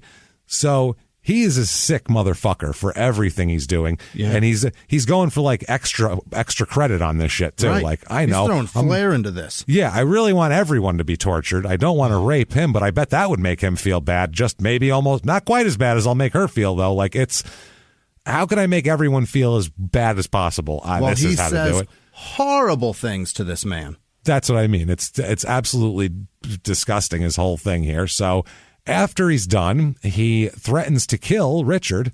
He's like, well, I'm just going to kill him now, Jesus Christ. But Tracy talks him out of it. Yeah. Tracy said, Jesus Christ, don't you think he's been through enough? I mean, what the fuck here? So what he does is he disconnects him from the bumper and just tosses Richard into the woods, still hog-tied by duct tape and other things, okay? Yeah. Just throws him off into the woods and drives off with Tracy in their truck. Oh, Jesus. I mean, this is terrifying. Absolutely. I have so much anxiety right now. How can you not? Jesus Christ. So shortly thereafter, he gets the truck stuck in a ditch somehow because he's a fucking idiot. That's why. Yeah. So he gets the truck stuck in a ditch, and he abandons the vehicle, and he and Tracy walk back to where Junebug had the truck back there waiting, where she had stopped. So they walk a good distance back, and eventually they end up driving all around all through the night with the fucking Tracy, Gypsy, Junebug, and the two children. The kids have to be like, gee, why is there a battered, tied-up woman in our car? That's not normal. Keep petting that dog and shut your mouth. They do this. Okay. So they're driving around. At one point, he stopped the truck and shot the dog and killed it. Oh, my God. Sorry I had to tell you that, but it's not worse than what happened earlier. No, it's not. People go, I understand people will get messages where people go, I don't care about people, but what happened to the dog? Well, if you think that what happened, if that's worse than what just happened, I don't know what kind of person you are. Tell you. Yeah. I don't know. I love dogs. I love dogs, and I don't want any harm to come to them in any way, shape, or form. But he just raped a woman in front of her boyfriend. Yeah, threatened to kill him, threw him into the fucking woods after he blew a man's brains out, and does all this in front of children. So, by the way, if you thought that this dog was going to make it, that says more about you. Yeah, that's what I mean. I'm rooting for the goddamn dog. Yeah. Don't worry. And that's the thing. When that happens in a story, I actually consider not telling people that happened. But I'm like, no, that's what happened. Right. I'm not going to, you know what I mean? We're talking about fucking horrible murder. Like, we can all... I don't want the dog to get hurt either. That's horrible. The dog and the kids, I don't want anything. They're obviously what I'm, Anyway. If you just heard that he made eye contact with a man while he raped a woman, how would you think that dog is getting out of this with treats and belly rubs? That's what I'm saying. It's fucking terrible. Fuck. By the way, he'll deny to the end that he killed the dog. Really? Deny it to the end. He says, I let it go. I just let it go. I didn't. What is that about him? That's everything else he'll fucking admit to, except he will not admit that he killed the dog. It's the craziest fucking thing in the world. Does that make you so much more of an animal? That's his line, I guess. Yeah. That's his moral line where he goes. You know what I mean? Like, it's all right to rape and pillage and kill and all that kind of thing, but killing dogs, Jesus Christ, that ain't sympathetic at all. All right. So he does this. He then warned Tracy that he would shoot her if she tried to escape. By the way, you saw what I did to a fucking adorable puppy right in front of 2 children. Yeah. What do you think I'll do to you if you try to run away? I think he did it to make a... Yeah. She hadn't seen him kill anybody. Yeah. Think about that. Yeah. So she doesn't know. He had to make a display of, this is how much of a cold motherfucker I am. I will kill you like I just blew a dog's brains out in front of 2 children. So that's fucking crazy. He then continues driving on El Oso Mine Road, which I think I passed a sign for that at one point, going out that direction. It's probably a dirt road out there. I'm sure one of those, was a mining road that's dead now. Goes to like a dead end. When you're flying in, you see those, and you're like, where does that go? Oh, nowhere. Okay. He, at the second stop here, once he stops here, he places a sleeping bag on the ground and decides he's going to rape Tracy again. Oh, God. With the kids and the June bug there and everything. This is a good idea for him. And he hurt her apparently bad this time by what she described as, quote, pulling hard on her genitals. Which, why would you fucking, what do you do? What is wrong with this fucking man? Eesh. I mean, he's obviously a lot because of why he was there to begin with, but this is fucking horrible. But why do you pull on it? I don't know. Just to cause more pain? I'm not sure if he said, well, I'm not adequate enough in that department, so I'll cause pain by doing this. I don't know Lord. What his deal was here, but he does that. Then he throws her back in the truck. They keep driving. Just every once in a while, he's like, well, I'll just do that. He then drives until stopping when the truck runs out of gas. They literally drive till the truck runs dry of gas. He then directs Junebug and the children to get the camping gear from the back of the truck. He then takes Tracy into the woods, rapes her again. For more. Jesus, God. This is, I don't even have words for this shit anymore. I don't understand how he can physically do this. Number one, that, but number two, that's crazy. Wow, this is some Richard Ramirez level weird, like grossness and liking pain, and it's just weird. Yeah. Meanwhile, while all this is going on, Richard, who's been left hogtied, taped up in the woods, somehow managed to get his hands free free himself from the bindings and run and get back to the Burnt Corral campground and report the incident to a DPS officer, Department of Public Safety officer. Say, don't give it to the host. The guy's he'll just give him a ticket. He's like, here you go. Here's your ticket for disturbing this. Right. You left some duct tape. That's called littering. We don't do that out here in the desert. We like to keep it clean out here. You know what I mean? Preserve it for the next generation. So you want to clean up that duct tape. Here's a $50 fine for that. He's like, God damn it. I'm trying to fucking tell you something. So he does that. So now they're hunting. Now they're looking. They're driving around, going through the mountains, going, fuck, there's a woman kidnapped out here. There's children involved. There's a beagle. This is a lot to deal with. So they're all going out there. Now, while the truck is running out of gas, he's trying to fuck with the truck. He's doing something. And this is when Tracy makes her escape because she's got the duct tape cut off. She takes the fuck off into the desert, just runs into the desert. And she will later say that Willis helped her escape, that Junebug helped her escape. Really? Gave her like a signal or distracted him in some way with something. But she says that later on, tells the court and tells everybody that Junebug helped her get out of the situation, which would have been great if she kept it from happening to begin with. But I don't know if that's possible with this guy, if it's possible to keep anything from happening.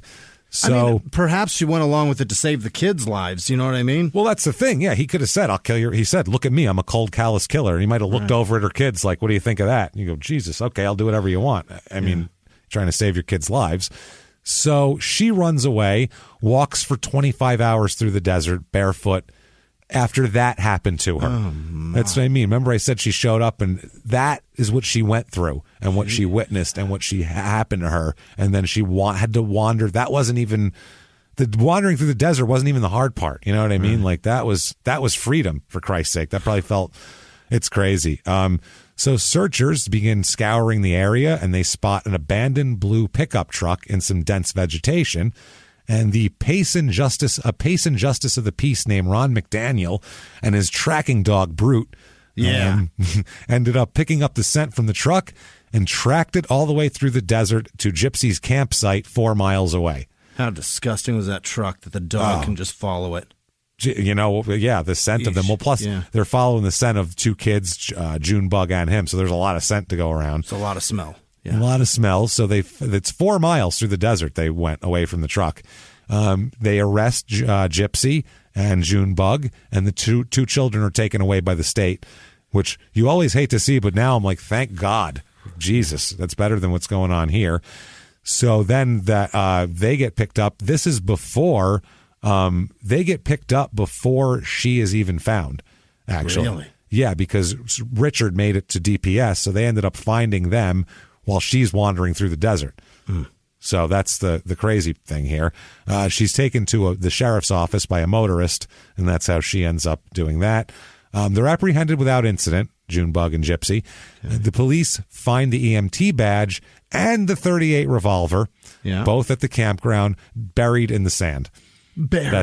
He just buried it in the sand real quick. I mean, that ought to do it. Yeah, it wasn't very deep because that's fucking hard ground. You can't dig in more than 4 inches. I mean, you have to lay that gun very flat. Yeah. Otherwise, it's rock hard dirt under there. So February 5th, 87 is like their official arrest and all that sort of thing.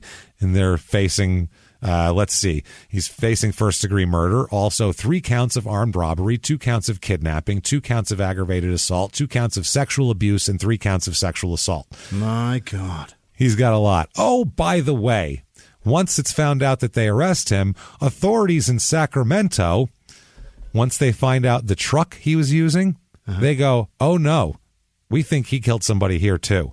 Oh, Jesus. This isn't the only one, they don't think. They started searching the back roads, and for a man they believe that he killed, basically. There's a man, a friend of his, who 24-year-old David Hercel, the previous month, he's the owner of the pickup truck that they used here, the blue pickup truck that they found out of gas. Truck. It's a stolen truck from this guy.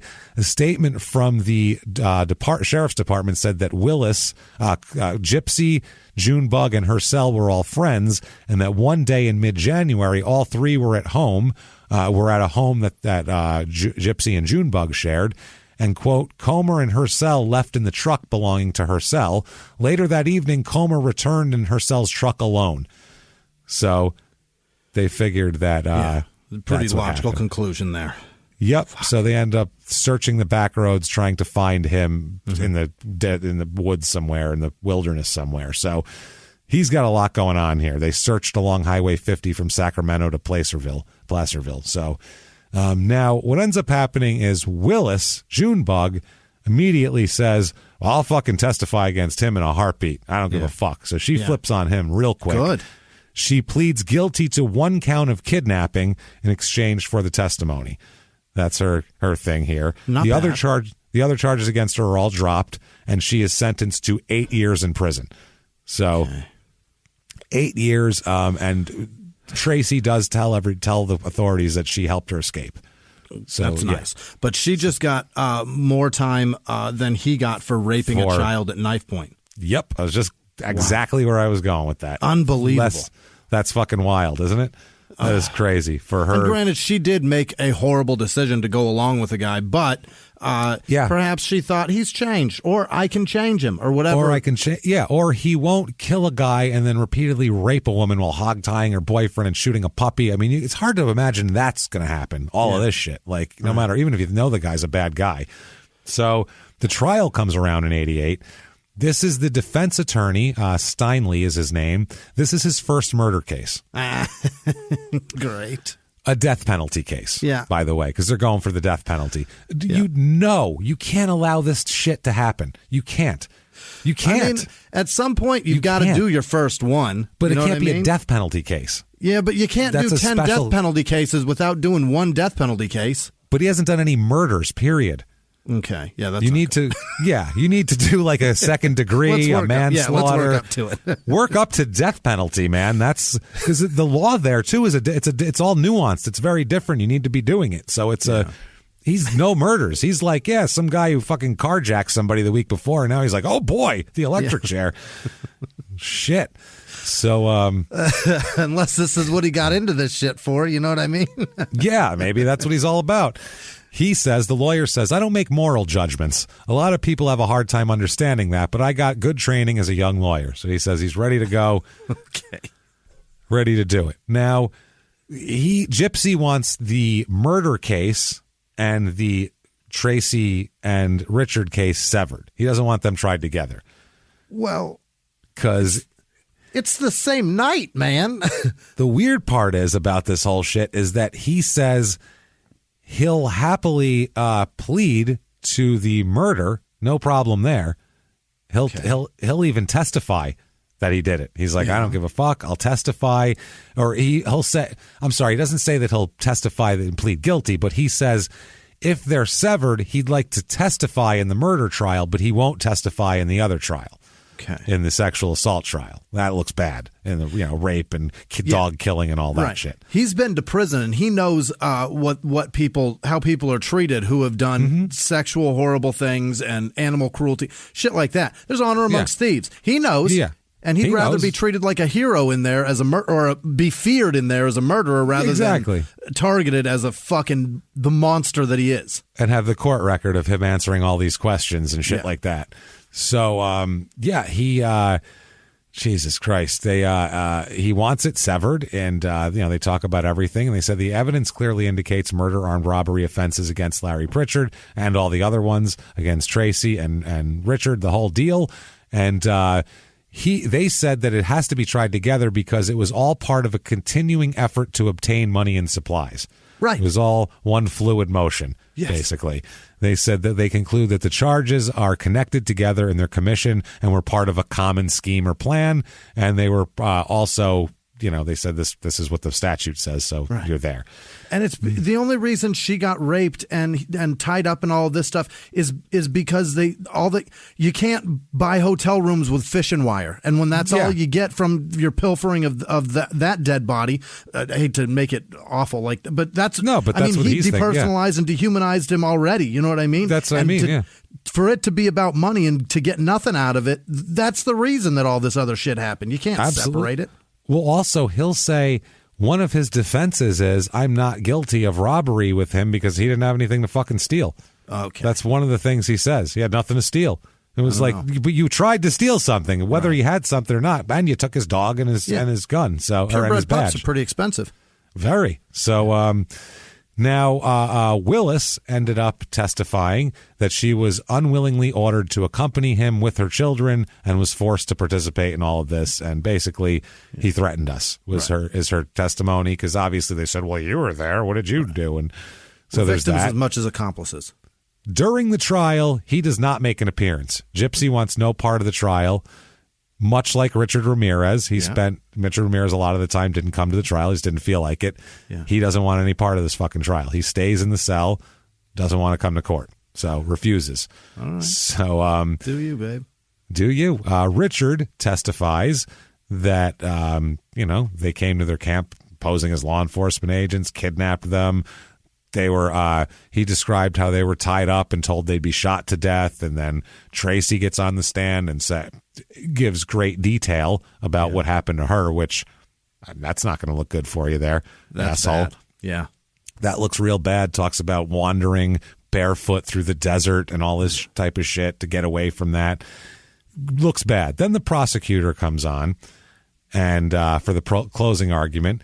And he repeatedly refers to Comer as a monster and filth. Yeah. Said that his crimes are analogous to a horror movie, which they are, and called him, quote, the reincarnation of the devil on earth.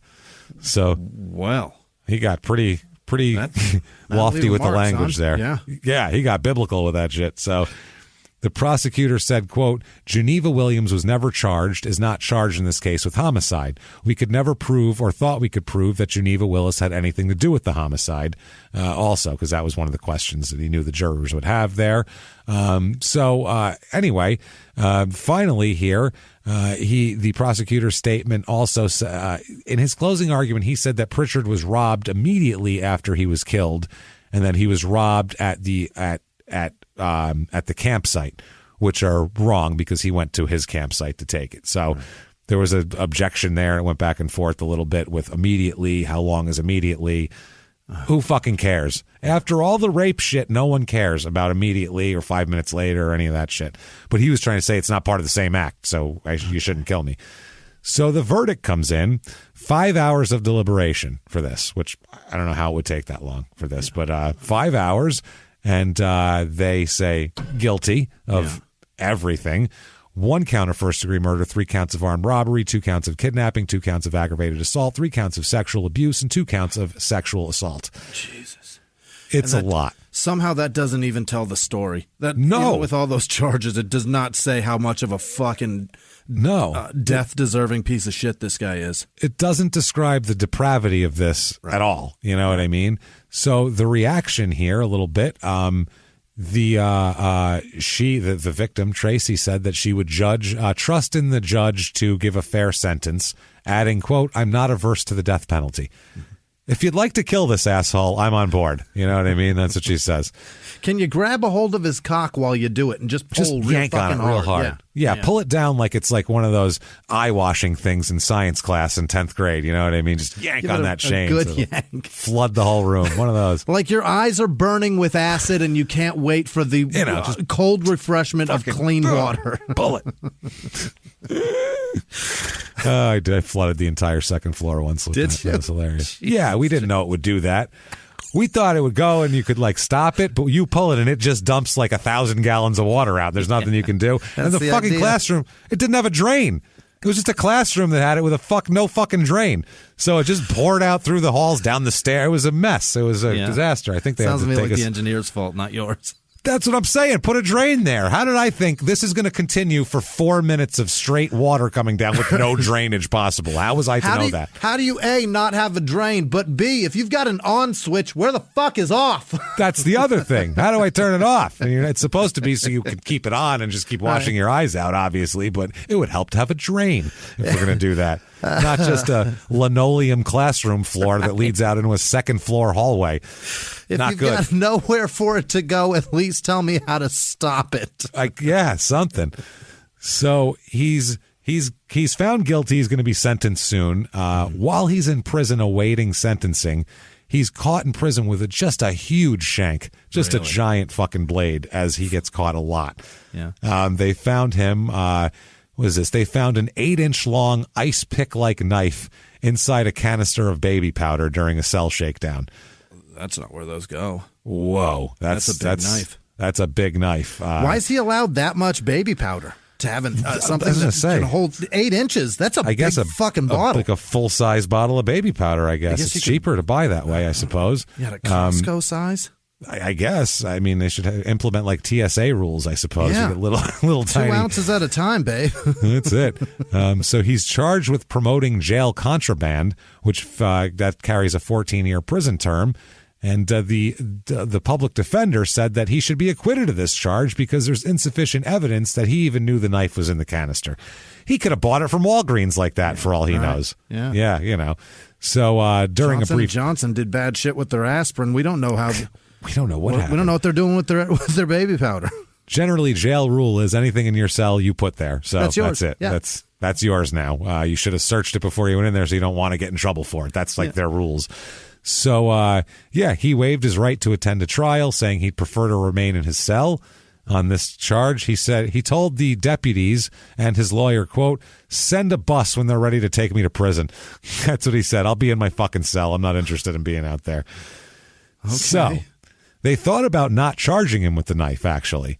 They thought about just letting it go because he's got all this other shit. He's just found guilty of, like, you know, all the worst crimes you can find. Right. He has a full house of horrible crimes. Yeah. He said all the humanity crimes. Fuck your contraband crimes. Yeah, fuck that. He said that they decided to prosecute for it just in case the other charges all got reversed on appeal or something. They'd have something to keep him in jail on, conviction or some kind. So the sentencing comes around here. Mm-hmm. He waives his presence to be at the mitigation aggravation hearing, basically. Doesn't want to be there. whether he should be sentenced to life or death here. He did not want to appear for any of this shit. He didn't want to also appear for the pronouncement of his sentence. He said, I don't want to be there. Arizona law, though, requires that is the one time you have to fucking be there is for pronouncement of sentence, whether you want to be there or not. Tough shit. So how did they get him there? Well, he refused to voluntarily attend. So he barricaded his cell door with a mattress and threatened jail staff with a 10-inch shank. He's got another. He's always got shanks. And it's bigger. Oh, it's much bigger. Hey, realize this. I need a bigger one. Jail corrections officers, in order to extract him, they sprayed him with pressure with a fire hose with 150-pound water pressure on it. Oh, God, that'll cut your skin, man. It'll fuck you up. It'll break your ribs. Jesus. Even while being sprayed with the fire hose, he still fought back and still was trying to stab them. Wow. Even though, he was fighting through the fire hose. That's how fucking, on one he was. So, Jesus Christ. A prison doctor a day later said that he was present that day when he refused to come out of his cell, and it was clear to the doctor that Comer was willing and able to do serious bodily harm to anyone who came within his reach. He's swinging a 10-foot shank, or 10-inch shank. I think that's goes without saying. He considered 10-foot one is bigger. Yeah, 10-foot would be really dangerous. Holy shit! Yeah, you could use it as a pole vault. Yeah, he's gonna pole vault right over the wall with that thing. That's why he's got it. They said that the doctor described it as a potentially lethal situation to everybody, and they said that he said it was handled in a very humane manner with no one getting hurt. Which, I mean, he got hurt, but I don't know how else you'd do that. So anyway, after they disarm him, they bring him to the sentencing courtroom, fucking strapped to a wheelchair. Really? Strapped to a wheelchair, his head slumped to one side, completely naked except for a blanket covering his lap. Because they just dragged him out of the cell, and he's got a big cut on his forehead, so he's bleeding with just a blanket strapped to a fucking wheelchair, and that's how they're going to sentence him. Shit. At the judge's request, a medical doctor checked him over first. Like, I can't pronounce the sentence on this guy until I realize if he's conscious or not, to see if he was conscious and aware. The doctor thought he was competent and conscious through all the proceedings. So, they said the evidence clearly demonstrated that the murder was motivated by his need to obtain money and supplies. He was out of money when he met Pritchard, and he lured him in to kill him, all this type of shit. They said the murder was committed with the expectation that he'd find gas money and other supplies and all that sort of shit, and everything like that. Now they get to all of this, and the sentencing comes down. Yeah, I'm going to give you a guess how this works here. They find him. You, sir, may fuck off. Death penalty for him. Oh, boy. Yeah, they sentence him to death. They find no mitigating circumstances and a shitload of aggravating circumstances. So, death sentence for him. And we'll say it again because we haven't had a lot of death penalty cases lately, is that neither of us love the death penalty. Right. We don't. We don't like it because they fuck it up a lot. There's a lot of errors made. A lot of errors made. A lot of time. Just came out this one case that somebody was sending us where the guy was executed like 5 years ago, and they just had DNA clearing him. So it's like, granted, he may be guilty in some other stuff, but what he was executed for, he was not. That. Yes, and that's a fucking problem. That's a problem. So that's bad shit. We don't like that. People like this guy. And we don't want it if it's anything like any question whether they did it or not or things like that. Someone like this who clearly did it, everybody saw him do it. He did it in a knowing, depraved, horrible way. And if you let him out, he'll do it more. He'll definitely do it more. Yep. Like all this type of shit. I don't trust the state to do it really. But if you asked me, I will happily, hog tie him to my bumper and drive a fucking couple 100 miles. You know what I'm saying? Like, fuck this guy in his ass, number one. But number two, we don't want, the state is not good at this. They're just not. They're not good at figuring this shit out, which is weird. Yeah. Because people who love the death penalty the most are the people who trust the state the least, which is the weirdest fucking thing I've ever. Great point. It's the strangest cross section of people that I don't understand it. They trust them to do that and only that. Nothing else, though. Whatever, but it's true. So I'm sure we've pissed people off, and I don't really fucking care, because that's a good point. And even if you believe in those two things, you went, that is weird, just for half a second. So don't be mad at me for pointing it out. So, he contends that the murder was committed, like we said, all of that. So he does say as well here, now we're going to get into the shoe syndrome. Okay? They talk about the shoe syndrome here, the SHU syndrome. We'll talk about this briefly. They say, I gave you a little bit of it with the lack of exercise, the soiled cells. It found double celling in conjunction with other conditions in units engendered violence, tension, and psychiatric problems. Also, it found the arbitrariness with which the inmates were sentenced to these units, along with the lengths and conditions and the absence of procedural safeguards, debilitated physical and psychological well-being of inmates. This is what he tried to have as his mitigator, was I have shoe syndrome. So they said that they talked about Folsom Shoe a lot, which he hasn't been in a while. But they said that it was the lighting was so dim it made reading and writing difficult, if not impossible. The noise levels substantially exceeded standards set for prisons and filled the units day and night with a, quote, unrelenting, nerve-wracking din. So blaring televisions, radios, inmates shouting to one another and clanging cell doors. An unceasing like a racket. bunch of men living together with no fucking doors. With no doors and, nothing to do. An unceasing racket exerted a profound impact on locked up inmates, some of whom considered it the single worst aspect of their confinement and contributed to difficulty sleeping and adversely affected their mental health, is what he's saying. So, he's doing all of that. They talk about the abhorrent conditions, the violence between cellmates as well. If you put people in, shoe together, they said that the shower facilities were revolting due to accumulated filth, clogged drains, and standing water. Sanitation, they basically said, was absolutely disgusting. The gutters were full. Active infestation of rats, roaches, and flies. Pools of standing water. Poor ventilation. Exposed electrical wires. Unsanitary. No, food preparation services, dried food residue on the food prep equipment. I think getting a C on your Board of Health exam is probably the least of anybody's fucking concerns at this point. Greasy, slippery floors as well. God, it's fucking gross. So anyway, they do all of this, and they say they talk to him about some of this shit, and we'll bring it up later because it's going to come up in this appeal here. When he's being sentenced, they ask him repeatedly, do you have anything to say to us? And he said no. He said at one point the trial judge, this is amazing, he says the prison doctor that Comer was, quote, in front of the judge, Comer responded, I know. When the trial judge asked Comer, I know you don't want to be here today, is that right? Comer responded, we made it through, huh? And the judge responded, I guess we did, but I'll tell you. And then Comer interjected and said, quote, with a little help from my friends, man. So he's just singing Joe Cocker songs while he's being sentenced to death. We made it through, huh? A little help from my friends. They said, they told him all this shit. I found that fucking hilarious. So he also said, wait, before you sentence me, are you going to sentence me for the piece too, the tool? The shank they got him with the week before. And he said, you'll get into that later. This is about death penalty here.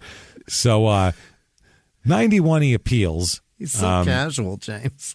He's the most casual guy about all this shit. Wait till you hear the rest of this shit. Wow. 91 he appeals, and obviously nothing happens there. Denied, fuck off, back to prison.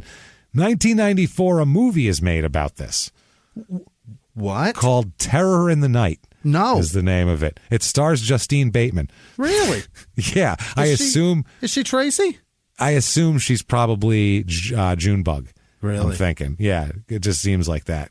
Age-wise, it seems like she'd be more appropriate for Junebug than 19. She's not going to play 19 in 1994. No. So, it's like a real movie. It's fucking crazy. Joe Penny stars in it as Comer. Really? It's fucking gross, man. So, they made this movie. It has a 5 out of 10 stars on IMDb. So it's not bad. Looks very mediocre. It looks like just a straight-to-video B movie. This is what it was. It's got a picture. I mean, I've seen good movies that got lower. That's true. Here, I'll show you the picture on the box here. All right, what does this say? Wow, that's a nice. I want that. I want that movie poster. It's got like a young blonde girl running in the woods, and like looks like a scummy man is overseeing the whole situation. Way too handsome, though, that guy. Yeah. Either way. But even still, that's a nicer poster than most of the Kirk Cameron movies posters that I've ever seen. Yeah, absolutely.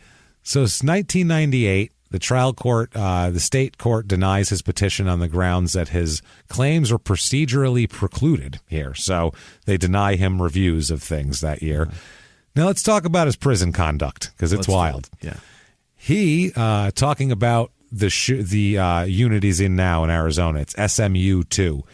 He says, quote, yeah, I mean, SMU 2 is still not paradise, but God, you start comparing to Folsom, you compare it just to SMU 1, there's a big difference. But SMU 1 was never anywhere close to being what Folsom was.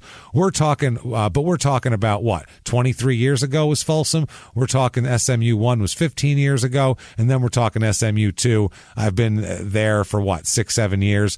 And hell, I could tell you differences just 2 years ago, how much conditions have changed in our prison for all of us over here. It's gotten better from just 2 years ago. Not a big major change, like a big major change between Folsom and today, but you can see it. So he's saying things are getting better, while his lawyers are like, shut up, we're trying to say that you can't be executed because you're mistreated so badly. A review of his behavior over the first 13 years he's in prison here, he is cited 43 times for violations. Approximately a dozen of those violations are for possession and manufacture of weapons, always shanks and knives. Yep. So that's what he's doing. He's a target. They fucking hate him in there. Well, actually, he ends up getting a lot of friends in there, as we'll talk about. It's very weird. At least 2 occasions, he set fires in his cell. Okay. Can't do that. And he had several violations for destruction of property or tampering with equipment. On one occasion, he was involved in an actual attempted assault on another inmate that they've caught him doing. Anyway, he developed a reputation as being one of their most highest security risk and most dangerous people that they have. Yeah. All of his weapons would be the one that makes it the worst. He says that the extra security precautions are warranted in his case, and he takes some enjoyment in persistently attempting to succeed in circumventing the security interventions. He says it's a game. It's a game to him. He says, quote, I'm not Hannibal Lecter, but I'm not that far away from being him either under the right circumstances. Know what I mean? How does he know about Hannibal Lecter? It's 2000. Yeah, but how does he know? He shouldn't get to know that. He must have seen the commercials, man. He shouldn't know shit about anything out here. We watch the Oscars every goddamn year, and I'll tell you what, Jodie Foster got robbed. I'm just going to tell you that right now. And she might have won, I'm not sure, but either way. They get movie night in there, and they get to watch that shit. Yeah, right. No, don't let them watch that shit. So he's got a couple psychiatrists that are going to talk to him, okay? One is Dr. Kruper. And Dr. Kruper, he feels that he feels that he has a symptom of a mental disorder. That's why he keeps making shanks. So he says doing so gives the DOC a rationale for requiring he live in an ever more restrictive condition, and the extremity of his conditions of confinement in turn exacerbate the mental disorder that's reflected. So basically, he's chewing on a canker sore, is what they're saying he's doing. He psychologically compelled behaviors, to wit, shank manufacturing and threatening staff, prevent him from gaining even modest improvements in his actual conditions of confinement. Based on his own willful and violent actions, it's difficult to see how the state acted improperly in placing him in maximum confinement, and more importantly, how his conditions of confinement have improperly coerced him into waiving his appeal. Okay, now, they talk about it being harsh, but not as harsh as Folsom and all that sort of shit. He said, if you took my cell right now and cut it in half, it would still be bigger than our cells at Folsom. And at Folsom, we had 2 people sitting in there. So very small, as we described it. He goes through all this shit. What he ends up doing, the psychiatrist defines his conditions of confinement in the context of what he and his fellow inmate had them doing. Now, he makes a friend here. He makes a friend on death row. Got a little power. And it's one of the worst people who's ever lived, a guy named Robert Wayne Vickers, known as Bonsai Bob. He actually is such a legend that one of the prison books I read, they were talking about what a legend he was. Like, everyone knows who he is in the whole prison system because he's on death row in Arizona. He's a murderer. Oh, he's a he didn't come into jail a murderer. No? I'll tell you all about Bonsai Bob in a minute. Wow. It's fucking crazy. So anyway, they go on to all this shit. This guy's trying to say that he's got that Gypsy has mental disorders and all this sort of shit, basically, and he shouldn't be executed. But Gypsy himself says bullshit, because he says at one point he said that at one point he said he kept checking his watch. So he said, why don't you just go? And he left. He was worried about whether he was going to make his flight. So he's like, he just was distracted and didn't care the whole time, is what he was saying. Now, Bonsai Bob and he were on death row together in cell block 6, okay, in Florence, Arizona. Mm-hmm. They were placed in SMU 1 after that, after a few months, because of their disciplinary infractions. He got kicked off of death row, basically, for being too much of an asshole, including making weapons and assaulting other inmates and staff. He found a partner that's just as sick as him now to operate with. Shit. He reported that he's put into different restraints they're talking about, which is crazy. This sounds crazy. He reported on one occasion, Comer, while housed in SMU 1, he was subjected to inverted 4-point restraints. He was placed in a 4-point restraint, shackled in hands and feet, to a stiff board, and then inverted with his feet above his head at a 45-degree angle facing downward for several hours. Dry waterboarding. Exactly. Thank you. So let's talk about Bonsai Bob here. Yeah. He entered the system Arizona Action Bronson. Action, yeah. There he is. Fucking jail Rambo himself here. He came in the system in 1977 as a teenager after committing 12 burglaries in 13 days in Tempe. That's okay. One a day. Prolific burglar. Mm-hmm. He later admitted to 33 more burglaries in California. Okay. He's a burglar. His first murder, though, was of an inmate.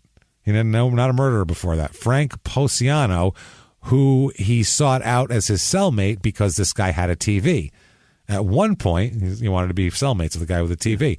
At one point, he was angered that Frank didn't wake him up for lunch and drank his Kool-Aid. So he strangled him and stabbed him multiple times with a sharpened toothbrush, and then carved the word bonsai into his back. And that's how he got it. That's how he became Bonsai Bob. What? He also... for not waking him up on time? And drinking his Kool-Aid, Jimmy. Right. When the guard came, he said, this guy's dead, and the guard didn't believe it, so he put a fucking cigarette out on the cellmate to show that he was dead and said, get this stinking fuck out of my cell. Oh, my God. That's what he said. Later, he told, this is Bonsai Bob, told prison psychologists that he regretted only one thing about the attack, that he didn't have enough time to carve a swastika and dot the I on Bonsai. Oh, okay. So Bonsai. He didn't have enough time. Just a capital. This is a capital and no swastika. I like to put a swastika on. Yeah, it's just like a signature. You know how that is. Vickers, he had a Bonsai Bob and a knack for creating makeshift knives and bombs, which he used to attack more than 11 prison guards. He also bombs he made in jail. He also once escaped from death row. I said that right. Escaped from death row and climbed atop the roof of cell block 6 through a shaft with another inmate. Guess what inmate that was? Yes, yeah. Exactly. Our guy. Bonsai Bob managed to short-circuit the electronic locking mechanism on his cell door. Holy shit. And Gypsy's his cellmate? No, next door. And left a dummy in his bed. Wow. Like fucking Alcatraz. Yeah. Once atop the compound, they realized they had no place to go, though. They were just on top of a building. Shit, we're on the roof. Fuck, now what? Yeah, and the outside fence was too far away, and it was too high up to jump to the ground. So they were never mind. Does he think the prison's underground and they were going up to street level? Yeah, we're going to get it. We're right on the sidewalk. So to gain attention, they did a strip tease for the female tower guard that was up there. Holy shit. That's how they decided to show that they were caught. Then officers rushed to the roof and beat the shit out of them, obviously, and all that. Around 6:30 p.m. on March 4th, 1982, he's on death row, he is, Bonsai Bob. He's out of his cell, allegedly doing his cleanup chores. Instead, he paid a visit to a Wilmar Buster Halsinger, another inmate. Bonsai was so pissed off at him for an earlier remark he made about Vickers' niece. I guess he might have said she was hot or something. So Bonsai had built a firebomb from hair gel and an ice cream carton, and he used it to torch Holzinger in his cell. Holy hell, man. Why are they giving him flammable hair gel? There's got to be alcohol and hair gel, I guess. When a guard asked Bonsai Bob if Holzinger was dead, Vickers responded, quote, "He should be. He's on fire." I mean, I would hope so. I tried to kill him. He's on fire? Yeah, it was a flash fire, and the guy died as a result of tracheobronchial burns. That's how that happened. The attack also nearly killed a half dozen other inmates as the smoke inhalation and that forced everybody, the officials and everything, to evacuate death row. My God. Afterwards, Bonsai Bob asked investigators, quote, "Did I do a good job? I told them they should have gassed me in December when they had the chance," because he was saying they should have killed me when my execution date was up.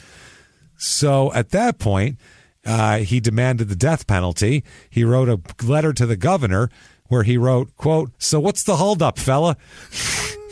Hey, Terry Goddard, let's chat. Let's do it. If you don't do it soon," it was Bruce Babbitt, who I think was indicted at one point. "If you don't do it soon, I'm going to draw more blood than your cheap mops can absorb. I'm a very impatient person. I never did like waiting. I've got a date with the devil's wife." I've got a date devil's wife. with the devil's wife, he says. I'm going to take his role. Holy shit. So that's who his partner is in jail. A guy willing to fuck the devil's wife. Fuck the devil's wife and set people on fire in prison. So Gypsy says, quote, "From day one when I got to CB 6, the cell block there, we were nothing but a problem together," obviously. He said that Gypsy said how he and Bonsai Bob, for recreation, used to spend our time trying to circumvent security all these years. He said that as an inmate, you don't have to have self-control because there's no rules for convicts in prison. None at all. There's no rules for inmates. What the fuck are they going to do? Yeah. We're already here. He said that he related how he and Bonsai Bob cut through the chain link so that they could go wherever the hell they wanted to go in CB6, and that's what we were doing. They also made shanks that were like ice picks that go right through corrections officers' vests. That's the one he found in the powder. It was an ice pick like one. And they went after, quote, "a black guy who killed a white Aryan Brotherhood prisoner and quote, almost got the guy before they were caught." So, yeah, he talks all about, freely says everything he's done. And this is unbelievable that it exists, James. There's no reason this should exist. That's the thing. It's fucking nuts. He also explained that he made shanks for his protection and to engage in aggressive action in prison when it suited him. He's like, when I want to one, protection, two, I might want to stab a motherfucker. That's literally why they did it. He told the court, quote, "You've got to understand, if something hurts you in prison, you're totally free to go to any extent of violence that you wish to, and nobody can stop that." He said, and there's no one to watch his back in prison, and there's no rules for convicts. He said, making shanks, I need one. The last one I made was on the anniversary of Bonsai's execution, and you remember I used to call it murder. Bonsai was executed. I felt I had to avenge it. So in 1999, Bonsai Bob is executed. And he says that, but then after this, his activity slows way down. He just calms the fuck down completely. So Bonsai and him were just agitating for each other and man, just fed off each other to make things awful.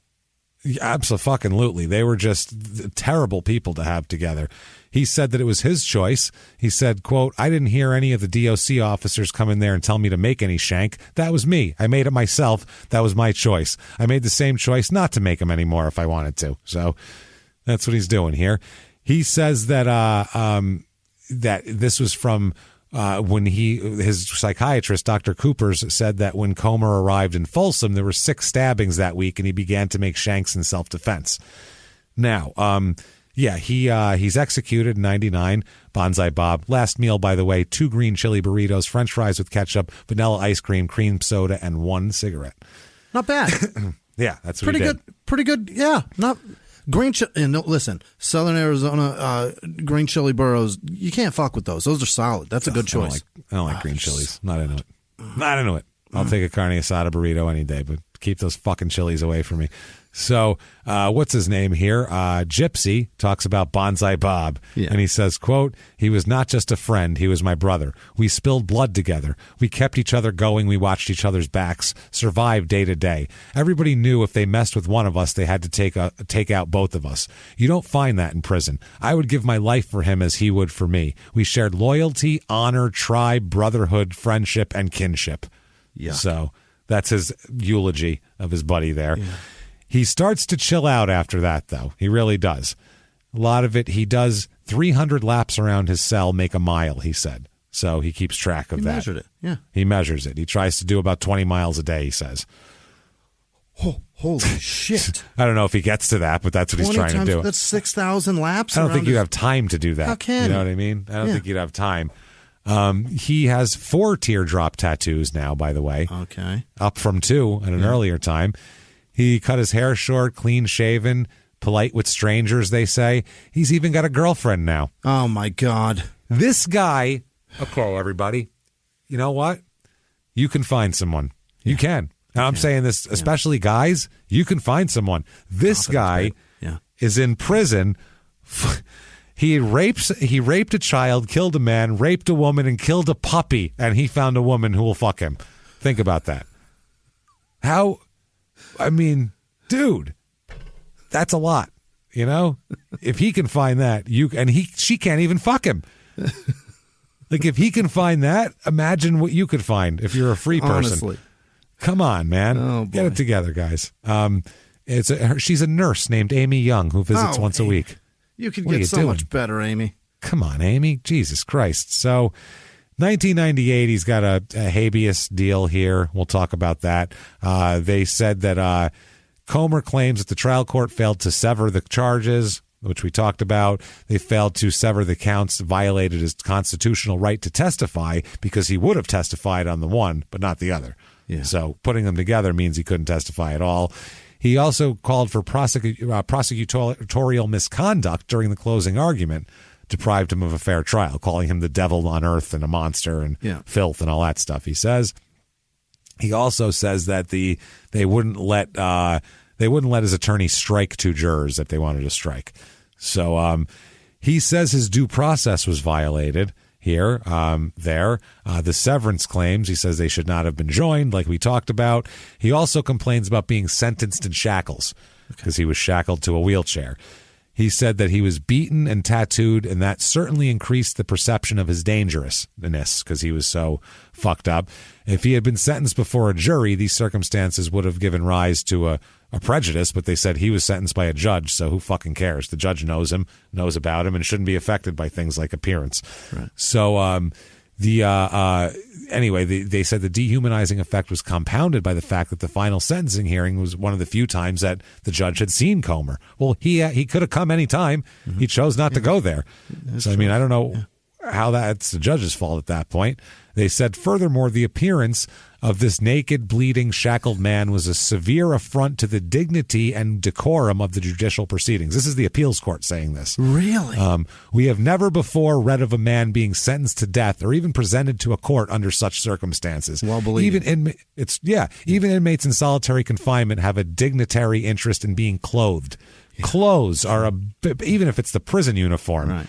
Naked with a blanket thrown over your cock isn't okay. Hide your nipples and dick, and we'll talk about the death. Right. Exactly. But they said the sentencing of Comer without such dignity or decorum is unacceptable. But it's not enough to overturn a sentence. Okay. It's just like, hey, don't do that anymore. So, well, the next time this happens, put a shirt on the guy. Yeah, slap a shirt on him, please.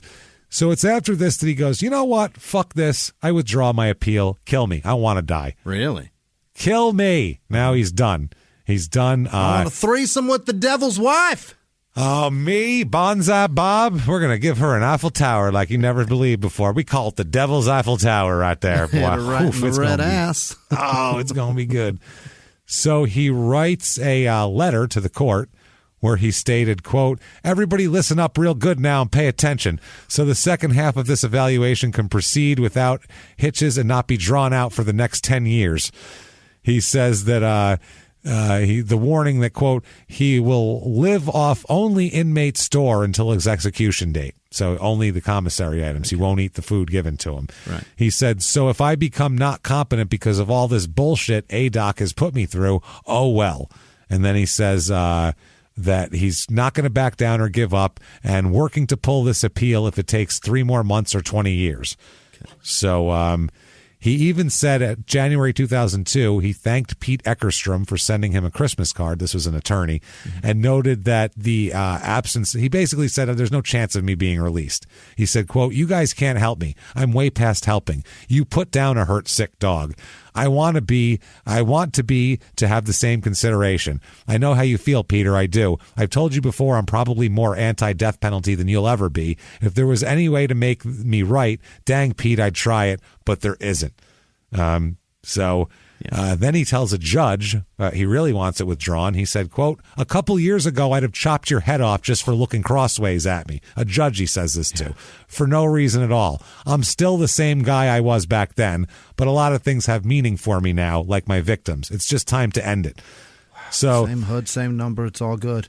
It's all good. Yeah. He's basically saying that it's not like now I have remorse, so I shouldn't be put to death. He goes, now I have remorse and I know I should be killed because I feel remorseful for it. That's his thing that he's saying to the judge anyway. He talks about he has a competency hearing and he said, quote, this is my life. I made the decision to pull my appeals. He says, remember I stuck a gun in the guy's ear and pulled the trigger and scrambled his brains, right? You sentenced me to die. You have that right in this state. I don't see what the big problem is. I don't see what the fuck are we doing? Yeah. He also said, quote, I killed Larry Pritchard, stuck a gun in his ear and pulled the trigger. He's dead. An eye for an eye. I mean, I ended a whole bunch of innocent people's lives and changed their lives forever. Even though they're still alive, their lives are destroyed. I owe that to them. I owe it to myself, man. I was totally wrong. I don't know. Let's go. Man, I was totally owe it to myself, man. Yeah. Jesus, I'm free bird, fly. I just start singing free bird in court. I don't know what everybody's so scared about. Death is not that damn bad. Oh, boy. Get it the fuck on, he's saying. Jesus Christ. So they go into all these hearings and evidentiary hearings because they have to go, oh, my God, they have to go through all this stuff here, obviously, because we have to make sure we're killing a person in the right way. They talk about his competency to waive this or not. They're like, is he competent mentally to waive his right to keep appealing here? So the Dr. Cooper says that he's not. He's got major depressive disorder. He's got SHU syndrome. Right. He's got all this stuff going on. He even says, and this is what I don't understand, he puts, and I'm not saying that being in Folsom Folsom caused a lot of shit, but he's saying he was a good guy till he went into Folsom. It's like he went to Folsom for raping a child at knife point. That was a good guy. So not a good guy ever there is what that says, or at least not at that point here. So he also talks about that he has he had a major depressive disorder about after Bonsai Bob was killed. Oh, for Pete's sake. Oh, come on now. Now, the other doctor, Dr. Johnson, who spent a lot more time with him and also who has done this before in terms of SHU syndrome and all this type of shit, this doctor says he's fucking fine. He had an apparent depressive episode when, that was fine, but then he recovered from it. They said at one point he lost a whole lot of weight, but that wasn't because he had a depressive episode. It's because he wasn't pleased with the discipline imposed upon him for infractions, and he's a vegetarian. So he lost his commissary privileges, and he was mad about that, so he stopped eating completely, and he chose not to eat any portion of the meal trays, including the non-meat items. Further, the court did not yield to his threat that he would starve himself if they didn't make an exception to its vegetarian meal policy. So eventually, after the sanction expired, he began eating again, and he started doing that, and he gained his weight back. So, he was just protesting. That's not a mental disorder. That's a protest. It's different. Now, he's not.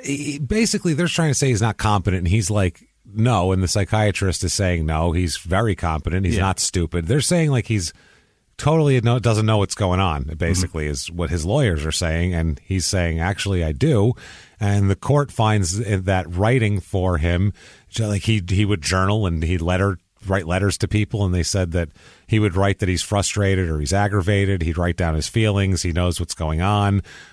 They said that he demonstrates he does have an in-depth understanding, particularly his writing in regard to reviewing different parts of the last year of activity.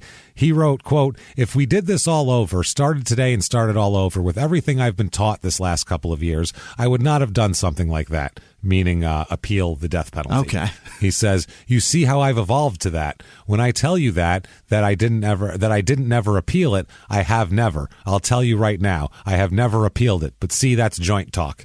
So he even knows that I'm just I'm just another prisoner talking jail shit, is what he says. And he says evolved. If you know the word evolved, you know it, you're competent. You know what I mean? You've read a book. You've read a book. You're not an idiot. You're not like, oh, he's got a 4th grade education. He was one badge away from being an Eagle Scout as a child. This is guy. that right? He was. That's how high he went in the Boy Scouts. So he's done things. He knows how to do things. He said that he didn't want to see the attorney, Mr. Eckerstrom, back in 97. He said, Amy asked me to go see him. So he did it for his girlfriend. He said, I went and I seen him. I thought about it. Okay, I'll go see him. So whatever I signed for them, I signed for them. I don't deny signing anything. I don't deny that we ever had an attorney visit. I don't deny that I signed paperwork that said continue with my appeals. I don't deny any of that. I'm just telling you, I, in my heart, have not appealed this. I've never appealed any of this. And he said that it's his wish to be able to decide what to do with his own life, and that would be to do this. And he also brought up a bunch of other prison talk, and he brought up a bunch of conspiracies. He thought there was conspiracies. He brought up the word Zog a lot. What?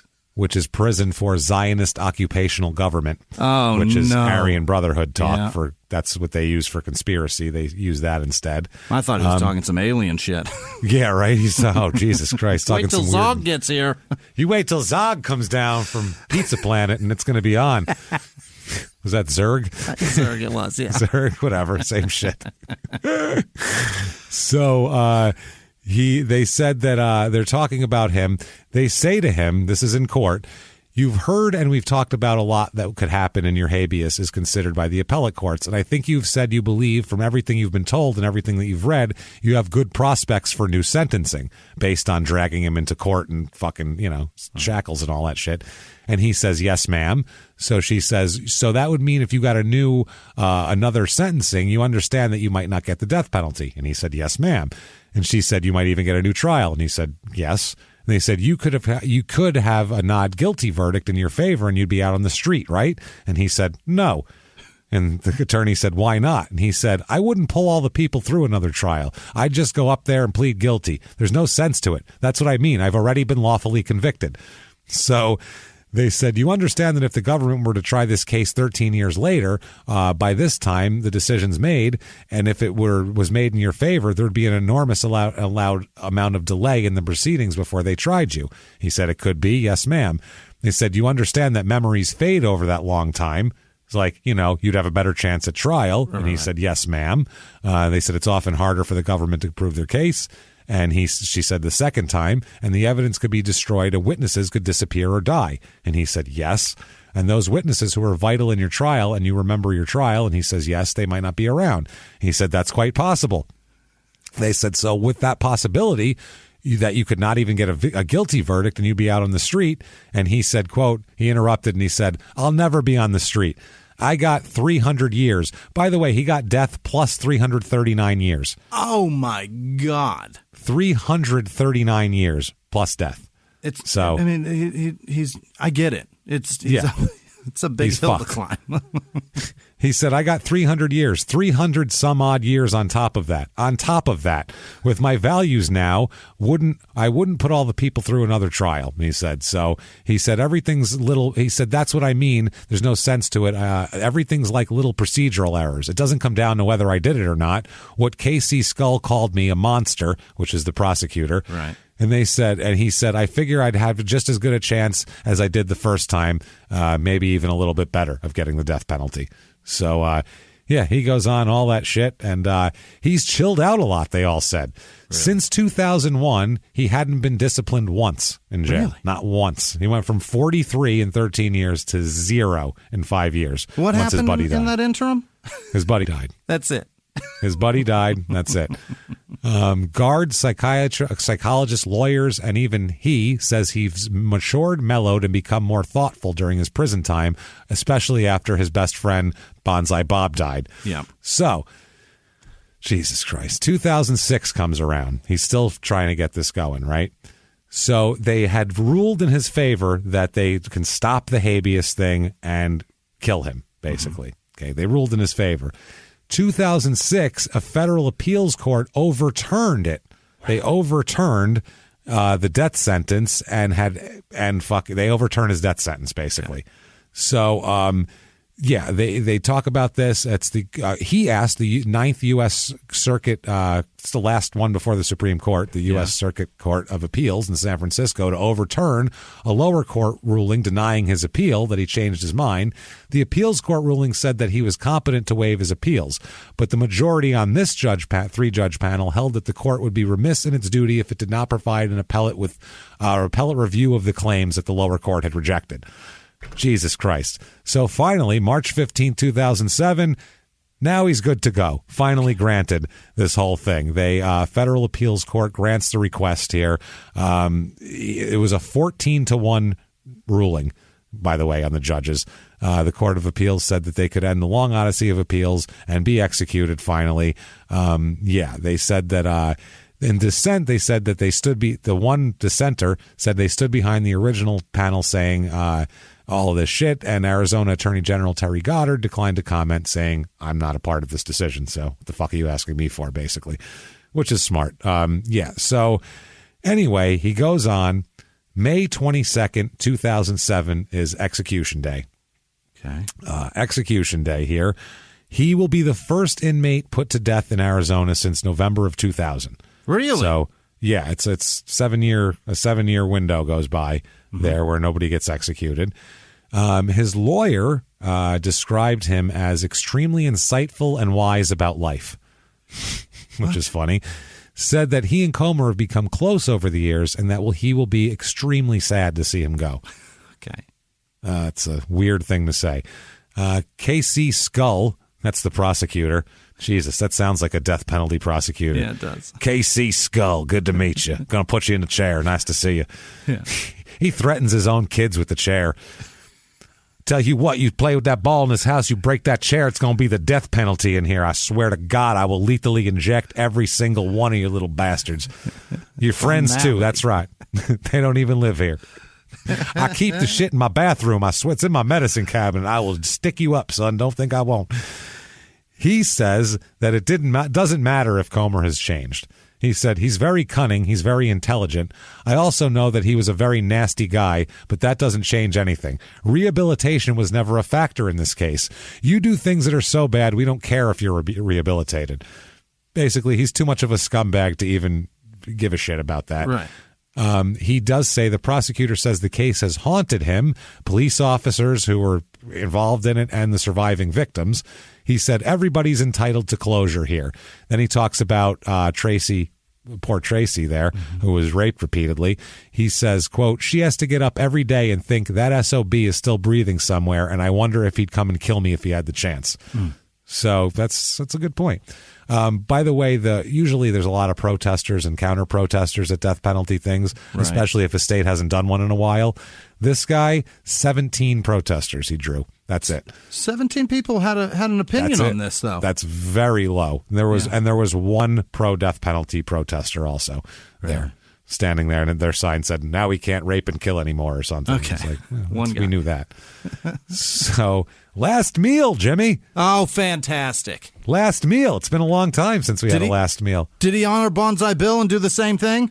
He did not. He had his own request. Fried okra. Okay, not bad. 4 buns with lots of butter. So I guess not to eat, not like make a sandwich, like a buttered bun. Lots of salt and 2 slices of banana bread. So he's having butter bread with salt on it. And more bread. And more bread. So many carbs. Just banana bread? Banana bread, 2 slices of banana bread, 4 buns with lots of butter, and fried okra. How's that for a last meal? In that case, do you ask for like a particular amount of okra if you're not eating much at all? I guess a shitload. Give me like a good pile of a pile of okra. Can I get a pound? You know what I mean? Any measurement? Are you going with like a large church's okra? You know what I mean? Yeah, that's what I mean. Like, how does this work? Just they give you like a single serving? Right. How much do you want? 4 buns and 2 slices of banana. That's what he's been dreaming about in there for years. For 30 years, he's sitting there going, buns. Buns and okra. That's what I need. And banana bread, of all things. It's just weird. So anyway, they get him into the execution chamber here, and he looks around, and he mouths, "Hi, how are you?" toward the witnesses. Yeah. I think his girlfriend was probably there, maybe Amy. Hi, how are ya? Yep. So anyway, the execution begins at 1:03. It's lethal injection. He smiles through the whole thing. They said he's happy as can be. They asked him if he had. Warden Carson McWilliams asks him if he has any last words. Yeah. And he does, Jimmy. Oh, fantastic. Do you know what his last words are? It's bad, isn't it? Well, you live like white trash and then you die like white trash because, and I mean the way, what you say, not the way he's being executed. Right. He said maybe one of the most white trash things he could say. He said, "Do you have any last words?" He said, "Yes, I do. Go Raiders." Oh, God. That's his last words. Go Raiders. What an asshole. And they sucked for years. That's a really bad period, too. 2007, that's a low point for that franchise. So, bad stuff, man. Go Raiders. How the fuck does he know? You know that's worse than, that's the other thing. How you been watching football? So, I mean, that's worse than Boomer Sooner, like the one guy said. I think that's worse. Go Raiders. Somebody said Browns to the Super Bowl. They did. Yeah, I think someone said that. So, the Browns are going to the Super Bowl or something, and they haven't been since. At least he had a good sense of humor, so that's nice. But, yeah, maybe he doomed the Raiders for years after this to have shitty seasons, so I'm not sure. So he let out his breath there, and they said a smile faded off his face, and he was pronounced dead at 1:04 p.m. Okay. So that was that, and, nobody was that sad. He wasn't even sad. He was fucking happy with it. So, I mean, what do you say to that, Like, who cares? I guess it's a human life, but at the same time, he's a fucking. It's hard to feel bad. James, he was a pain in the ass the whole fucking time, too. That's what I mean. He's a pain in the ass. He contributed nothing to anybody anywhere. No, from the time he was 17 on, he was nothing but a fucking thorn in the shoe of society. Just a rock in your shoe. That's what he was. Asshole Star Scout. Raping, pillaging, killing, just doing whatever. And he wasn't even like a crackhead. No. You know what I mean? There was no drugs involved at all. If he was doing all of that because he had some crazy cocaine crack addiction and something, at least there's a reason, not an excuse, a reason. Like my great-grandmother, she was murdered, and we found out that the girl who did it, she was murdered by a woman, by the way, which is odd, especially in a break-in like that. But she was a 20-year-old person who had a child already and was a crackhead. Right. So we were all like, well, I mean, lady. It's a crackhead. Yeah. Mm-hmm. So it's that happens, that's life. There's people that are fucked up, and he's not one of them is what I'm getting at. This is just for like, maybe they have $5. I'll rape this woman 50 times. Like, who the fuck thinks like that? So Arizona never fails us, by the way. It doesn't. That's why another reason why we do a lot of Arizona cases, because they don't ever fail us. They're crazy shit that always happens. One guy saying he found his mom's finger behind the toilet and that he chopped her. It's fucking insane. Chopped her up right down the road from this prison. Yeah, he was executed in Florence, which is right there. The motel right outside the prison was the one that happened at. So there you go. That, everybody, is a crazy son of a bitch, I will say here. Robert Charles Comer, the gypsy, poor Tracy and Richard and Larry Pritchard. And I really hope that Tracy and Richard are doing okay. I hope they're all right too. Like mentally, I hope they're. I don't know how they would be, but I hope they've had a lot of therapy, and I hope those fucking kids are okay, man. I don't know what happened to those kids, but oh my God, I hope that they're okay, because that is they just shook up a Dexter Martini. You know what I mean? Like that's bad. I really hope that all the trauma that I've experienced in my life, James, Tracy experienced in one night, like over and over and over again. One day. From the duct tape to all of it. Everything. All that. Yeah, every little thing that you put together, all the different things. And then the kids, I mean, the most harrowing day ever. Jesus. Not only did you watch murder, you watched rape, you watched a dog be killed, that about a puppy that you were just given. Like, this is fucking, he's a cruel son of a bitch, and that's that's I think what it's there for. So anyway, that is Apache Junction, Arizona, or more Apache Lake, more like it, Arizona, but the Burnt Corral campgrounds. And we hope you enjoyed that crazy shit, because, I mean, we enjoyed telling it. I don't know if we enjoyed the story itself, but we enjoyed telling it. If you did enjoy it. Morale. Oh, yeah, no shit. Burnt morale. Or at least you enjoyed the telling of it. You can tell the world about it. Tell us, get on Apple Podcasts, that purple icon. Give us 5 stars. Just, God damn it, it helps. Why does it help? James may have solved a crime today. That's the other thing. We got to look into that rape now, too. The Escondido rape. We got to check that out and make sure it wasn't this asshole. So anyway, yeah, do that. Check us out there. Head over to shutupandgivememurder.com right now. Get all of your merchandise. Get your tickets to live shows. Are going to be back soon. I think we start in November with live shows, I believe. That's right. We have there. I think there's some tickets left for a couple of them. Because it's like Seattle and Portland, and they were pretty heavily sold, almost sold LA out, and I think. San Diego, New York and Boston. I would say LA and San Diego are your best chances of tickets, because it's hard to sell tickets for anything there. It's crazy. But all they the have others, everything. I think New York has a few, but like Boston was sold out a year and a half ago. Right. You know, that sold out in like 2 weeks in 2019. And crazy. The other ones, check on them if people have returned tickets because of the delays. Who knows? Possible. You might be able to get a couple left. And check out for all of next year. Do that. Do it all. Get on there. Get your tickets now. We can't wait to get out there on tour. And listen to Crime and Sports if you haven't yet, because it's a lot of fun. Listen to P.S. I Hate This Movie, too, where I have to watch a Justin Timberlake movie this week. Right. That's right. I said a movie starring Justin Timberlake. My fucking pain. Share it with me. Do all of that. Check it out. Follow us on social media, or at Murder Small on Twitter, at Smalltown Pod on Facebook, and at Smalltown Murder on Instagram. And most of all, though, Patreon. You need to be on Patreon. I'm telling you right now. Yeah. Where you're going to get just the best content on there. We really, really, really go all out to make sure that Patreon is just kick-ass, top-notch, funny shit, interesting shit. Load it up. Loaded variety of different subjects. This week we have the ones you'll get access to are the personal ads, which is hilarious. Newspaper personal ads that we find some weird ones. And then we have the other episode is Richard Ramirez's childhood in serious detail. Night Stalker, baby Night Stalker. Let's find out what the fuck happened, basically. Definitely my favorite story we've told so far. It was awesome. It was fun. We had a lot of fun doing it, too. So, yeah, get on that. Patreon.com/crime and sports, and you'll get access to that, all the bonus material, all the back catalog of bonus material. You will be just carte blanche. Everything small town murder, crime, and sports that you want, you'll have there. So, yeah, do that and follow us, like I said, on social media. And if you do all of these things, if you're a patron, you'll get a shout out because you are a producer. Right. And we love you and we want you to know how much we love you. So we're going to give you a shout out. Jimmie's going to mispronounce your name horribly. Right. And but he means well. That's the thing.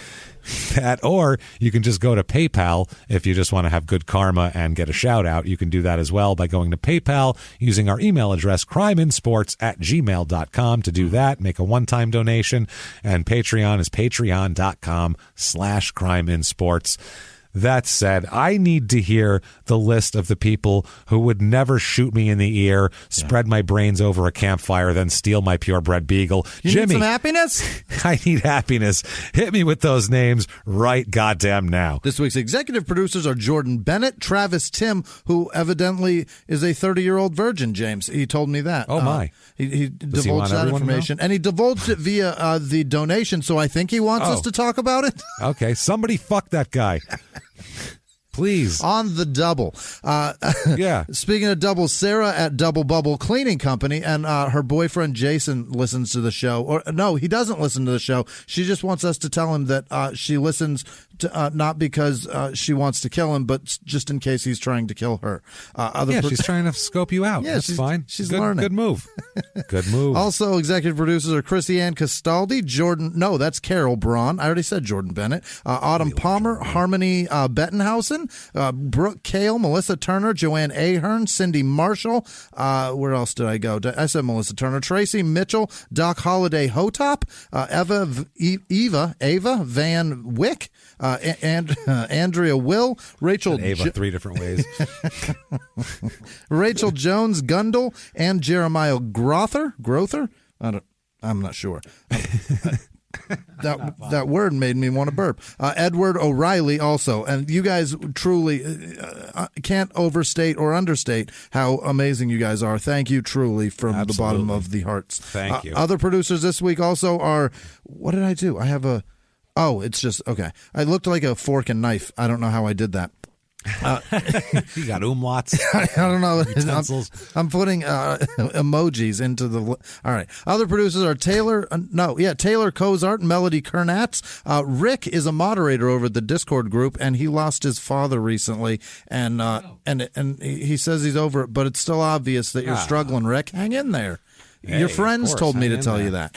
Also, Jacob Williams has taken Caitlin to New York because they're getting married, James. Congrats, both of you. Getting married. Dustin and Danny Martin. And I think Danny may be in the hospital. No, I don't know what I'm doing. I don't. Somewhere somebody's in the hospital. I know that. Jesus. Corporal Carl Kirshner's wife, Christy. That's a lot of she got a new job. Congratulations. Also, Liz Vasquez, Charles Lundaby, Peyton Meadows, Barry, what is this? Mako Kina? Corey Weinberg, James Martyr, Martha, Capayan, Martha Capadonna, Jennifer Rydell, Joe Bascombe, Caroline Goya, is that 2 L? God, I don't know. You wrote it. I didn't even write it. I typed it. You typed it. Still can't read it. Jesus Christ. David Beers, Michael DeGrief, Nick Ruggiero, Jesse Pitts, Janice Hill, Mother Jefferson, Jess Robbins. Who has his mother's eyes, according to his dad, Cantor Rabinovitz. I'm told it's a jazz reference. It's a jazz singer reference. Yeah, you got it. Yeah, it's Jess Robin. Yeah, it's Jess Robin. And by the way, I really hope Mother Jefferson is a reference to George Jefferson's mother on the Jeffersons. I think it is. Mother Jefferson. I'm pretty sure she was the greatest character. She was awesome. Ashley Vio, Susanna Platt, Kristen Bellinger, Bob Bobbs. His last name is Roberts and goes by Bob Bobbs. Bobby Bobbs. Nicola Hassapis. Nicola Hassapis. Oh, my goodness. Hastapis? I guarantee that's what she dealt with in all through school. Or he, Nicola. I was serious, is that okay? I don't know. I'm not going to assume. Rice Probin, Thomas Smith, Patricia Veltri. She's fighting COVID in the hospital. That's who it is. It's Patricia. Shit. Fucking Patricia, feel better. Fucking disease. Angela Corey, Heidi Porter, Tara Bennett, Sarah Wahey, Patty and Alexandro Arcand, Robin Heyer, John Welty, Maria Rasper, Corey and Kelly Fowler, Jessica Massary. I don't know. Something like that. Larissa Hunter, Amber with no last name, Devin Lee, Dean with no last name, Kayla Lacey, Jocelyn Sabori, Rick Perando, Brianna Studebaker, get the fuck out, what a cool last name, Donna Rinaldi, Whit Lee, Holly Burnett, Hoodie with no last Hoodie. I don't is it Hootie or is it Hoodie? Tegan would know. You know Tegan though. That girl. You know Tegan, the gal from over there at the thing. Tegan. Marciano. That's our girl. Drew Martinez, Lamatron 808, not Ashley, Persinger, Ashley Taraska, that's why I said Ashley, Remy with no last name, Liz 410, Mark Lewis, Michelle McSoley, Sammy Morris, Eric Collier, Dick Trickler. Perfect. R. Reese, Sarah, and also Dana Dagler, Sam Condor, Grace Glenn, Hannah Treesh, Nathan Scott Ram, Andy Barnett, Alice W., Richard Kraft, Matthew with no last name, Alex Thiessen, Kamara Langenbrenner, Shelley Noski, Heather Harrelson, Woody's daughter. Of course. Kunta J. Micah Chavez, Jeff Taphorn, Matt Ryan, Teresa Reeves, Ryan with no last name, Shitty DIY, Phil Rogers, Rochelle Sigourney, Josh Reeser. Brian Jarl. Oh, God damn it. Mark Lampier, Nathan Smith, Jessica Almanza, Sean Flanagan, Stephanie Zimmerman, Elizabeth Hale, Weston Johnson, Steve King, Jenny Edwards, Roger Lewis, Cassie 919, Sarah Schooley, Hild Bejelden, nope, Hild Bilge, Savernyang. I'm the worst. Monica Young, Cindy Ferguson, Connor Hughes, Courtney Taylor, Jesse with no last name, Don Zuckerman, Laura Suarez, Donovan Roos, Christian, nope, that's Jessica, Chamberlain, Kelsey Larson, Kelly Whitaker, Ethan Dahl, Thad Kuhn, Amber Phelps, Jasek, nope, that's Zach, Wander, John Gleason, and Mitchell, Gerald, God damn it, Gerald with no last name, Honk, Gerald, God damn it. Fuck. That's a word. Honk, honk, fuck. Brendan with no last name. Kayla Elizabeth. Rick Hool. Kat Daffin. Will Ryan. Guy Gamboni. Zachary. Oh boy. Hewlett. Salmy. I'm trying so hard. Jacob Gravel. Nicole Stacy. Brittany Egan. Vanessa Gill. Austin Stovall. Rebecca Ribeiro.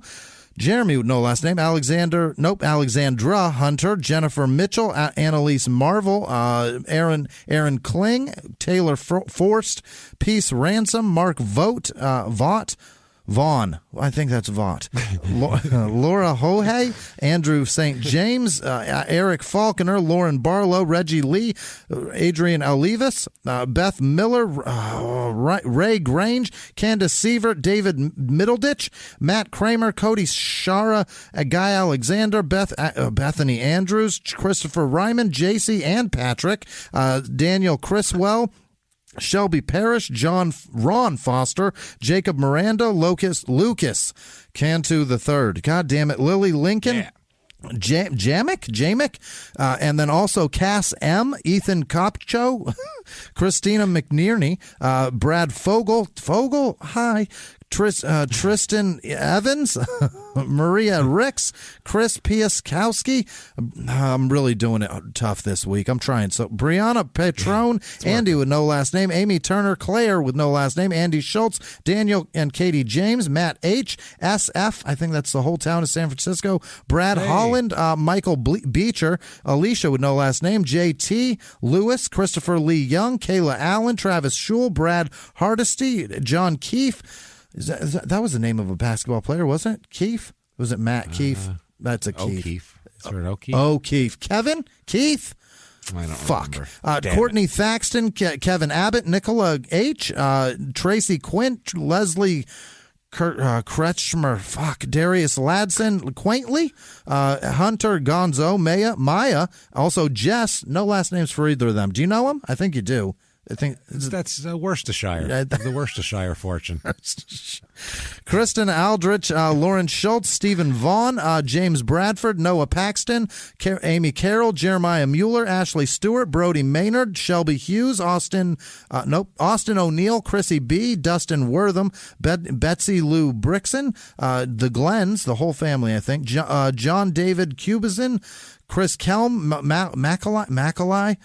Macaulay Hodge, Kay Krizenik Sewell, Gustavo Munoz Pinto, Melissa Truelove, Marnie Sterling, J.P. Trent, Muriel, Shane Bolt, Elizabeth Sharon, Katrina Taunton, Tony Peterson, Sharon Zitnick, and Kelly Thirsk, Lori with no last name, Jennifer Schaefer, Edward Collins, Allison Ames, Steve White, Steve Magoo, Patrick Ribicki, Panna Girardini. Such a question mark. Bonnie Ford, Cody Fedler, friend Aaron Sutton, Jenny with no last name, Anna Sargent, Hayden. Do you know Hayden? I think. Do you remember? Sriracha, of the Sriracha family fortune. It's a lot of we're getting condiment money this week. Zachary Trottier, Matt with no last name, Heather Alexander, Lynn DeBroche, Kayla Holsey, Olive Hagen, Tanya Friend, Jamie Bullock, Ari Pisanen, Pia Sonnen, Chris Sloan, Jordan Bowman, Brandon C., Brandon Moore, Naomi Kavanaugh, Carrie Smith, Al Stanway, David Pacheco, Lindsay Hyken, Stephanie McDonald, Malin Joyner, Taylor Vargas, Adrian Kelly, Kim Emmerich, Kristen Chartier, Emily Parker, Adrian Jackson, Jan Jans, Evie with no last name, Christine Scherf, Kelly Lucas, Ryan Sonsoni, Adrian Coiler, Jeannie Purdon, Jessica Lofink, Laura with no last name, Amanda Cherry, Frank White Toast Engel, Leanne with no last name, Kelly where's the cow? Where is the cow? Keith P. You know Keith P. Keith P. Penelope. Susie Davidson. Aaron Cififos. Madison Nichols. Yasmin Johnson. And then also Stoves. The Stoves. I don't know if it... All the Stoves have joined together? Stove Rich. Well, the refrigerators gave us money last week. So truly, all of our patrons and our new ones, obviously. You guys are terrific, tremendous, fantastic. We can't thank you enough. Thank you, everybody, so much. Honestly, we say it every week, but I think we mean it more every week. That's truly the thing, because every week we're pessimistic people. So every week we expect everyone's going to go away this week, basically. Like, they're all going away. We're going to look and... Well, there's that. No, Patreon will be gone. We'll have no listeners. It'll just be gone. Everyone hates us now. And because that's our thoughts as people. We're, as human beings, we're fucked up in the head. I just figure it's all done, and now we start over next week. That's it. That's all we can do. So, but you people, everybody out there has just shown us so much support and love and just help with everything. We can't ask for more than all of you. So thank you so much for all that you do for us, honestly. And Jimmie, what if they wanted to thank you or track you down to do terrible things to you? How could they do it? Well, I'd appreciate it if you don't thank me and just track me down and do horrible things. My name is Jimmie Whisman, and I'm at Whisman Sucks. My name is Jimmie Whisman. Hi, I'm Jimmie Whisman.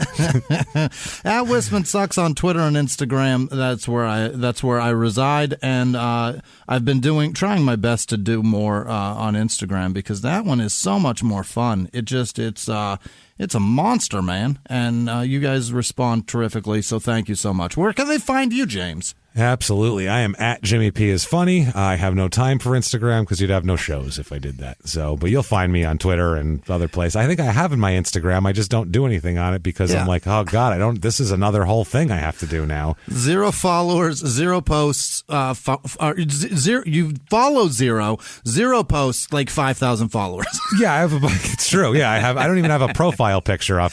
It is hilarious. Would you like me to start doing it a little bit, at least? I'll at least put a profile picture. Okay, every tell month, you what, everybody. Follow me on Instagram then, because I'm going to try. This week I'm going to try. I'm going to post something. I don't know what. I'll do something and I'll try and I'll not. It would be funny just to see what scraps you do post. It'll pretty much be about the show or some angry something. You'll find lots of stuff. Look us up. Find us. It's fun shit. Picture of a fox that's ruining your life. Yeah, with me with a machete in my hand chasing after it. By the way, if you didn't think I was a psychopath enough, that's my home defense, a 3-foot machete. Literally, I keep next... With a serrated saw on top. On one side, yeah. It's like razor sharp on one side and a serrated saw. So if you break into my house and attack me in my room... Yeah. In close quarters and darkness, I got my money on me with a 3-foot machete in my underwear screaming, I want your blood. Even if you got a gun, I got my money on me. A bone saw tomahawk blade. Just swinging it around like a windmill in the motherfucker. You're going down. So that said, thank you again for joining us, everybody. And I think it's time to bid you adieu and say, until next week, everybody, it's been our pleasure. Bye.